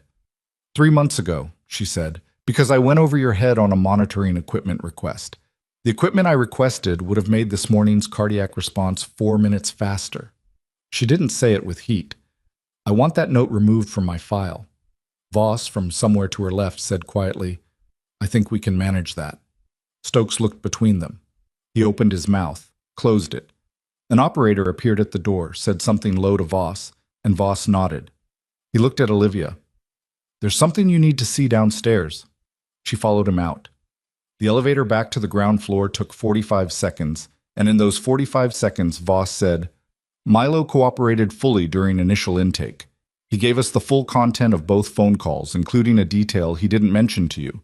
The second call contained a voice he recognized. Not personally. He'd heard a recording of it before during the planning phase of this job.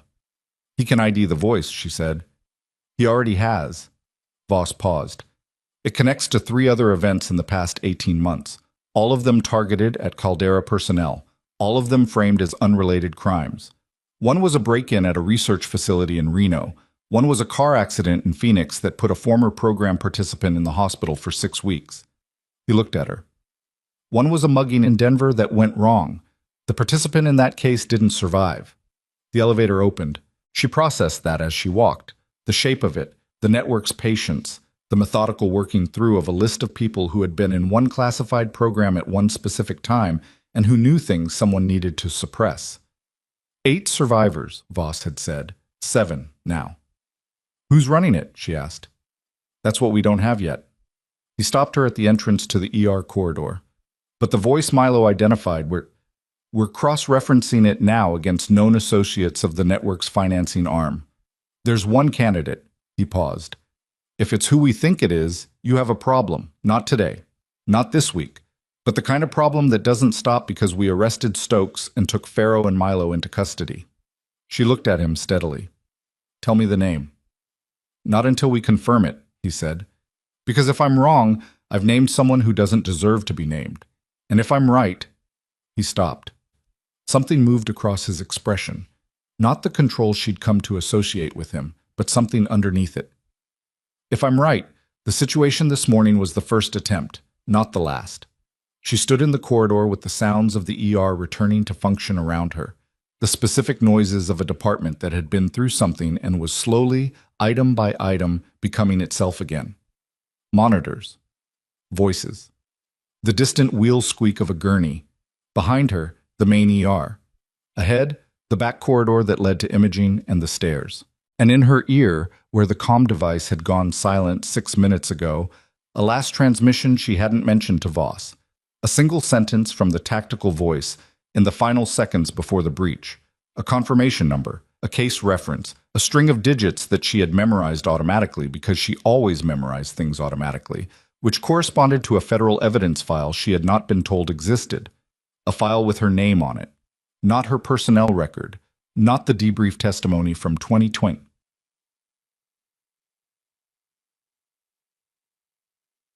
Something else. Something created, not retrieved. She didn't know yet what was in it, but she knew the case reference number, and she knew that somewhere in the last 6 hours, someone had added her name to a document that hadn't contained her name before the siege began, and that whatever it said was going to determine the shape of everything that came next. Not just for her, but for the people who had tried to put her in that building today, and for the person whose voice Milo had recognized, and for the 7 remaining survivors of a program that had officially never existed. She looked at Voss. When you confirm the name, she said, I need to be the first person you call. He looked at her for a moment. I know, he said.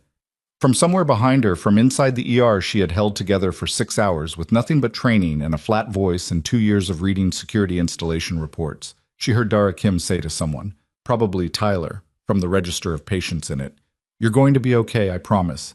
Just breathe. And then a door opened at the far end of the corridor. Not Voss's operators, not hospital staff. And a man she had never seen before walked in, showed credentials to the operator at the hall junction, and walked toward them with the specific unhurried purpose of someone who had been waiting for exactly this moment. He stopped 4 feet away, looked at Voss, then at Olivia. We have a problem, he said. The call log from Stokes's phone. 3rd external number, the one we flagged as network adjacent. He paused. It's registered to an active federal employee. Voss's expression didn't change. Which agency? The man looked at him steadily. Ours, he said. The word hung in the corridor like something with mass. Voss didn't move. The man who had delivered it, mid-30s, analyst build, the kind of face that had learned early to stay neutral, held his ground and waited. He had the look of someone who had run the implication 3 times before walking down here and was certain about all 3 runs. Which division? Voss said. It wasn't a question. It was a demand for precision. Counterintelligence. Field Operations Arm. The analyst, she would later learn his name was Reeves, that he'd been with Voss's unit for 18 months, that he had a daughter who was learning to walk, kept his voice completely flat. The number routes through 2 cutouts, but the terminal registration is clean. Active credentials, active clearance. Someone with full operational access. Olivia watched Voss process this. She had worked with him long enough to know what his processing looked like from the outside. A stillness that other people sometimes read as calm, but was actually the opposite. The extreme activation of a mind moving fast through architecture that most people couldn't see. "Get me the credential number," Voss said. "Don't run it through standard channels." "I know," Reeves said. "Run it through me, directly. Nothing in writing until I say so." Reeves nodded and moved back down the corridor. Voss turned to look at the wall for a moment. Not at anything on the wall, just at the space in front of him while he thought. Then he turned to Olivia. "Go home," he said. She looked at him. "Not permanently," he said. "For today. Take the rest of the shift. Go home, shower, eat something, sleep if you can." He paused. "I need you thinking clearly in 48 hours, and right now you've been on operational output for 6 hours without food. You're running on fumes and you're too trained to know it. I'm fine." "You're functional. That's different from fine." He said it without judgment. "I've seen you functional before. You do extraordinary things functional. I need you beyond that for what comes next." She looked down the corridor toward the ER.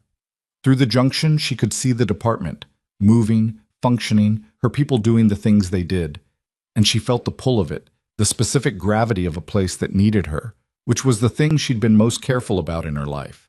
The thing she'd organized her entire civilian existence around. The fact that if she was somewhere useful, she didn't have to think about the places she'd been before. 48 hours, she said. "I'll call you when I have the name." She went back into the ER one last time, did a full handoff to the incoming shift supervisor, a precise and complete accounting of every patient, every status, every outstanding order. She told Patrick everything he needed to know and nothing he didn't. She stopped at Bay 3 and found Tyler sitting up with a proper cast now, his father beside him. A heavy-set man who had apparently arrived the moment the perimeter was released, and who was sitting with his son's good hand in both of his, not speaking, just present. Tyler looked at her when she came in. "You the one who talked to me?" he said. "Earlier, when I couldn't stop." "Yes," she said. "Thanks," he said. It was 17 years old and undecorated and entirely genuine. "Take care of the wrist," she said. "Do your physical therapy when they give it to you. Don't skip it because it hurts." She went home. The apartment was exactly as she'd left it at 6:40 that morning. Coffee maker still on the counter, with last night's grounds in it. The window above the kitchen sink cracked 2 inches because she ran warm when she slept. The 3 plants were on the sill. One of them, the trailing pothos she'd had for 2 years, had put out a new leaf sometime in the last week without her noticing. She stood in the kitchen for a moment looking at it. Then she made food, real food, eggs and toast, and the last of the cherry tomatoes from the bowl on the counter, and sat at the table and ate it, looking at nothing in particular, letting her body do the metabolic work of returning to something like normal. Her hands were still steady. She noticed that. She also noticed that her jaw ached, which meant she'd been clenching it, which she hadn't been aware of doing. She slept for 11 hours. The 48 hours Voss had promised stretched to 61, which she spent doing the ordinary things that needed doing. 2 more shifts at the hospital, which had a quality of unreality about them now. The fluorescent normalcy of a department that had been through something and was collectively deciding to continue, and thinking, at low level, constantly, about the case number she'd memorized from the comm transmission and what it meant that it had her name on it. On the evening of the second day, Voss called. "His name is Dale Pritchard," he said. "Deputy Section Chief, CI Field Operations, 14 years with the agency. He was a peripheral contact to Project Caldera, not a participant, not officially, but he had administrative oversight of the procurement arm." He paused. "He's the one named in your 2020 testimony." She sat with that. "He built a network to suppress testimony that named him. Over 4 years. Methodically." Voss's voice was careful. "He was good at it. He used intermediaries at every level. Stokes had no idea who he was actually working for. Farrow and Milo had even less idea. The only person who could have identified him from direct knowledge was you." "And the participant in Denver," she said. "The one who didn't survive." A pause. "Yes. Pritchard ordered that. We believe so. We're building the case. It takes time to build it properly when the subject has access to the kind of operational information he has. Is he in custody? As of 3 hours ago. Another pause. He made a call when Stokes was taken in. The call was flagged, which was how Reeves identified the credential. He's been in federal detention since this afternoon. His access was revoked before he could act on whatever he was planning. She looked at the pothos on the windowsill. The new leaf had uncurled a little more in 2 days. It was a very pale green, the color new things were before they hardened. The testimony document, she said. The debrief from 2020. It's been transferred to an independent federal archive. New classification protocols. It's not going anywhere, and the chain of custody is now documented well enough that any attempt to access or suppress it becomes its own evidence. He paused. You should know. Milo Farrow's cooperation was significant. He gave us the recording from the planning phase. Pritchard's voice is on it, clearly. Milo, she said, what happens to him? That's being negotiated. His attorney is good. He cooperated fully and quickly, and the prosecution has made it clear that the value of his testimony against Pritchard outweighs the value of a maximum sentence on the robbery charge. Another pause. He'll do time, but not decades.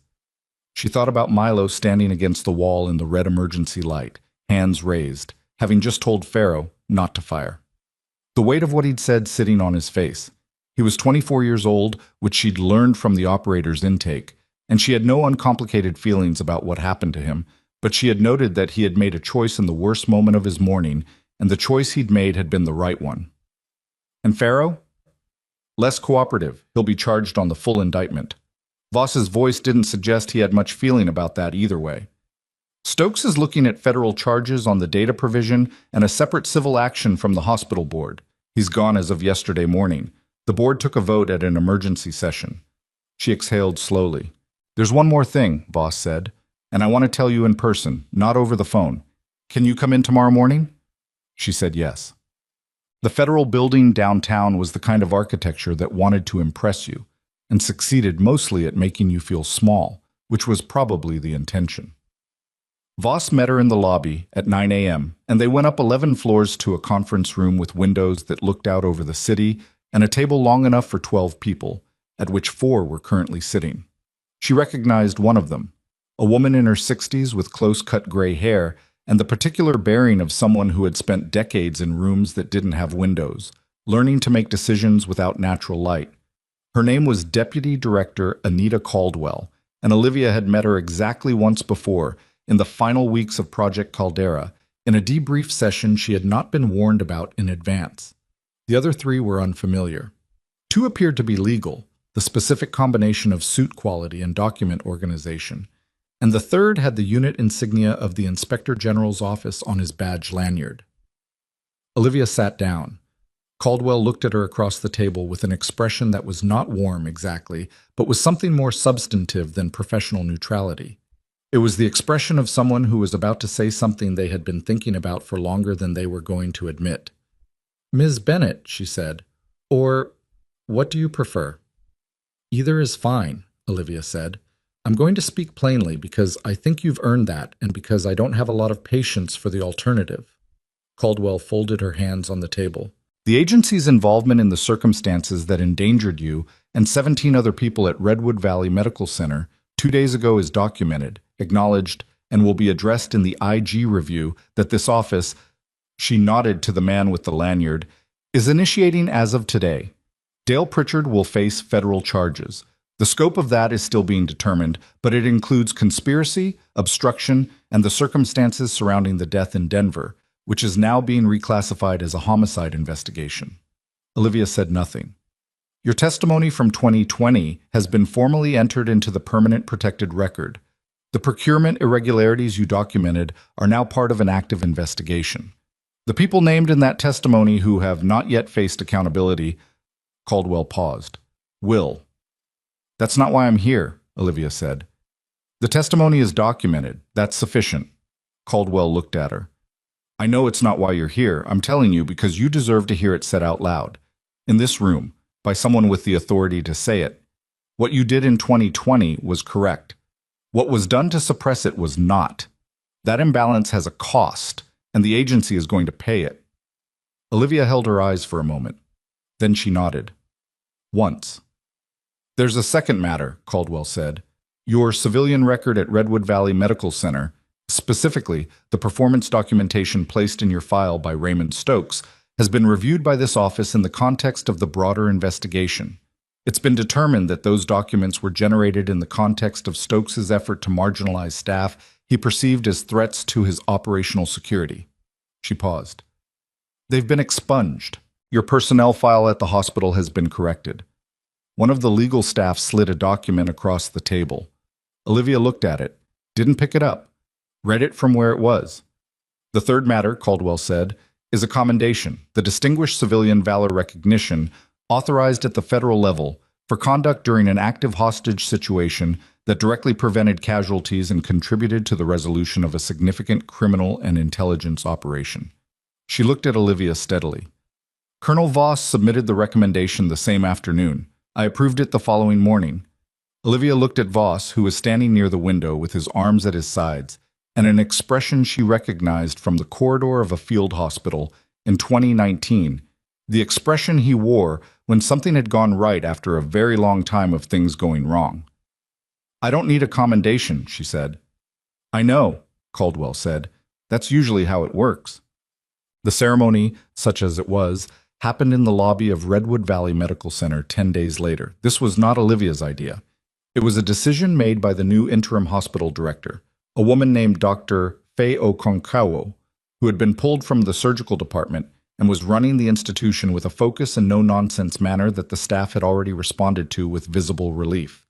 Okonkwo had decided that what the hospital needed was not a quiet administrative correction, but a public accounting, which was a political decision as much as a moral one, but it was the right political decision, and Olivia respected it.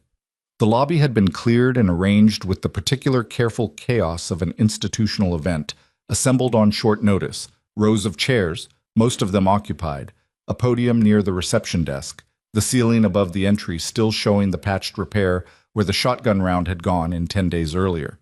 Someone had put a fresh coat of paint on the patch, but the outline was still slightly visible, which Olivia thought was probably appropriate. Patrick was in the front row. So was Dara, who had shown up 20 minutes early and was sitting with her hands folded in her lap with the composed expression of someone working very hard at composed. Tyler Ashworth was there with his father. The cast was visible, and his arm was in a sling, and he was also working very hard at a composed expression, with less success. Mrs. Osei was there, in a wheelchair pushed by Yemisi, 6 days post-cardiac event and post-angioplasty, better than she had been in months by her own account, wearing a dress that suggested this occasion was serious, and she intended to honor it. Marcus Hale was there. I was sitting in the third row, not the first, and when Olivia walked in, he didn't try to catch her eye, which she respected. He had, in the intervening 10 days, submitted a formal written acknowledgement to the department chief regarding the accuracy of her clinical assessments over the past 3 years. She had been shown a copy. It was precise, complete, and did not attempt to explain his prior behavior. It simply corrected the record, item by item, in the same way you corrected a chart. She found she had more respect for that than she would have had for an apology. Colonel Voss stood near the back wall in civilian clothes, arms folded, watching with the expression of a man who had attended many ceremonies and had learned that attending them quietly was better than being part of them. Deputy Director Caldwell was not present. She had sent a letter, which Okonkwo read in part from the podium. The relevant factual portions, the formal commendation language, the acknowledgement of Olivia's military service record, which had been partially declassified at Caldwell's authorization for the specific purpose of this occasion. Not all of it. Enough. Olivia stood at the podium after the reading and looked at the room. She had not prepared remarks. This was partly because she didn't know what to say, and partly because she had found, in her experience, that prepared remarks in situations like this had a way of becoming about the preparation rather than the thing. So she stood at the podium and looked at the people in the chairs, Patrick, Dara, Tyler, Mrs. Osei, Hale, Yemisi, the rest of the staff, the local officials who had come for the optics, and who she was going to be polite to and nothing more. And she said what was true. 10 days ago, a lot of people in this room had a very bad morning, she said. Some of you were scared. Some of you were hurt.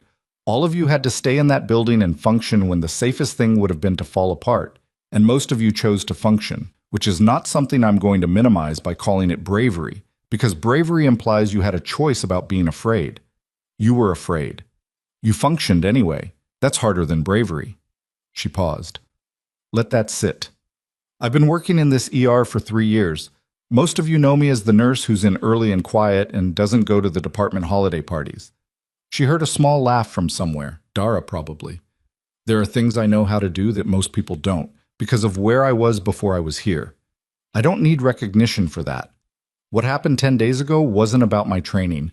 It was about everyone in that building making the choice to not abandon each other. She looked at Patrick.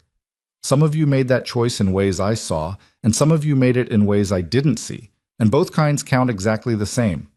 She looked at the back wall, at Voss. He met her eyes.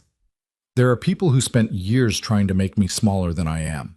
Some of them did it out of fear, some out of convenience, some because they genuinely couldn't see past the scrubs. She let her gaze move across the room. Not to Hale specifically, not to any one person, but across all of it. The way you see someone is a choice. Every day it is a choice. And the people in the room who got that choice wrong over and over again while someone beside them was doing exactly what needed to be done. I hope they understand now that their failure to see was exactly that. A failure. Not a judgment on the person they were looking at. She stopped. She had more she could have said and chose not to. The part she'd said was the part that was true, and anything beyond it would have been performance. Voss came forward then. He carried the case, small, black, the kind that was standard issue for this kind of recognition. And he opened it and held it toward her, and she took the metal from it and looked at it for a moment before she held it and looked back at the room. She had not planned what she was going to say when this moment came. What came out was this. I spent a long time being in places where I had to be invisible to be useful. That's a real skill. I don't regret having it. She closed her hand around the metal. But there's a difference between choosing not to be seen and being made not to be seen. The first one is a tool. The second one is something done to you, and it takes time to understand the difference, and longer to stop letting it define you. She looked at Mrs. Osei, who was watching her with an expression of the complete unsentimental attention of a woman who had spent a lifetime listening to what people meant when they said something other than what they meant. I'm still working on that. I think most people are. She stepped back from the podium. The applause started with Patrick, which she had expected, and spread in the way applause spread in rooms that had been waiting for permission to do something with their feeling about a shared event. Dara was on her feet. Tyler Ashworth, who was 16 days past a morning that had changed the shape of some things inside him in ways he'd probably be figuring out for years, was clapping with his uninjured arm against his knee, which was the most he could do and which he did with complete commitment. Mrs. Osei was not clapping. Her recovery was real, but her hands weren't there yet. But she was looking at Olivia with an expression that said everything the clapping was trying to say, and then some. Voss did not clap. He was not a man who clapped. He stood near the back wall and watched, and when their eyes met he gave a single, small nod, which from him was the equivalent of a standing ovation. Afterwards, outside, in the ordinary November air that smelled like concrete and coming rain, Voss fell into step beside her as she walked toward the parking lot. They went half a block without talking.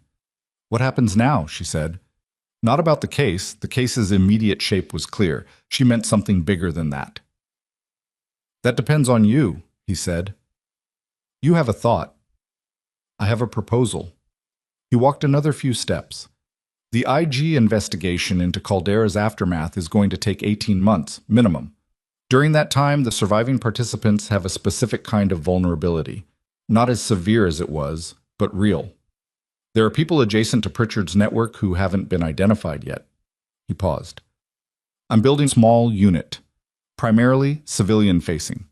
The mandate is to support the investigation and ensure the protection of the remaining participants. She looked at the street.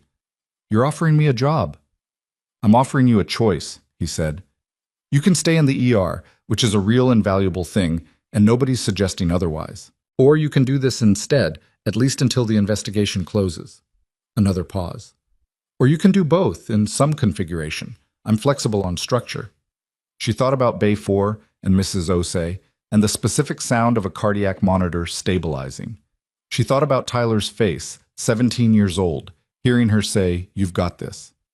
She thought about Dara learning to hold a compression bandage correctly under the worst possible conditions for a lesson. She thought about the corridor of a field hospital in 2019, and 3 men who had been alive at the end of it who hadn't been alive at the beginning, and the field kit tubing and the sealed water bottle, and Voss reading that report 4 times and still not quite understanding how. She thought about the pothos on her windowsill, the new leaf, pale and small, hardening into itself. "I want to stay in the ER," she said. "Part-time. Set the schedule around the investigation work. Whatever the unit needs." Voss nodded. He had, she suspected, expected something close to this. "One condition," she said. "Name it." "The equipment request I filed 6 months ago. Upgraded trauma monitoring. Stokes killed it." She looked at him. "It gets funded. Not by the hospital, if the hospital can't manage it. Find a way."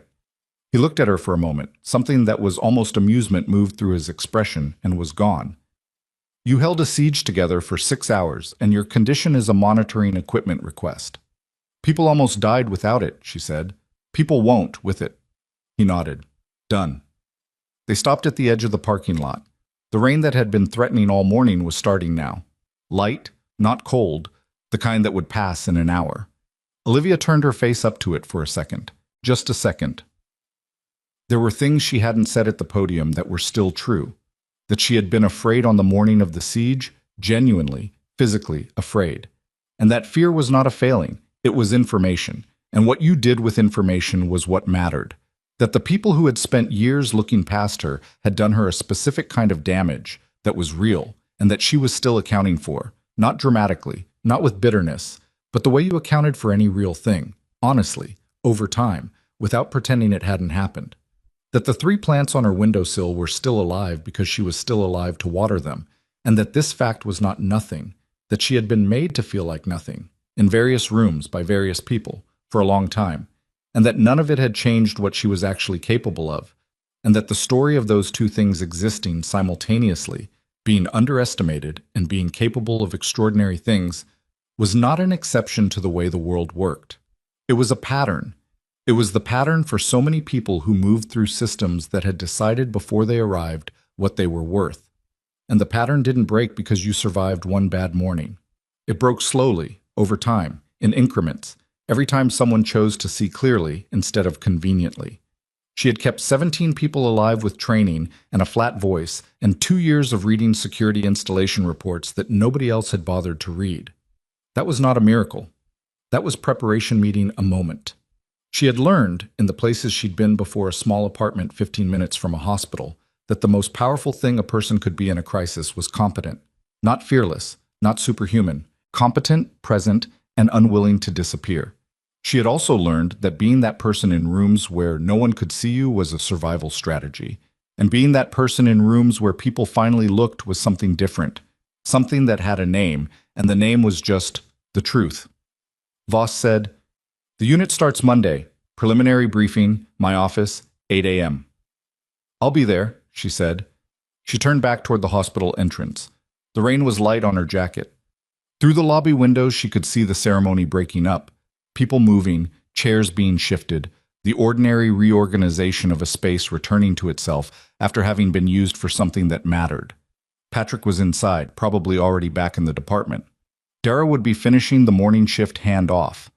Mr. Fitch had been discharged 3 days ago with a new pulmonology consult scheduled and a recommendation for a different oxygen delivery system, which Olivia had written herself and which his new doctor had described as unusually thorough. Mrs. Osei had squeezed her hand before leaving the lobby. Hadn't said anything, didn't need to. The people she'd helped keep alive were going about their lives, and that was the point of keeping people alive. Not so they could be grateful, not so anything happened as a result, just so they kept going, kept having days, kept learning whether or not the new leaf was going to take. Olivia Bennett walked back into the hospital. She wasn't the same person who had walked in 10 days ago. She was also not dramatically different, which was the truest thing about what happened when people survived hard things. You didn't transform, you clarified. The parts of you that had always been there became visible, not because you'd changed, but because the light had shifted and someone had finally looked. She had always been capable of this. It had always been true. Today, it was also known.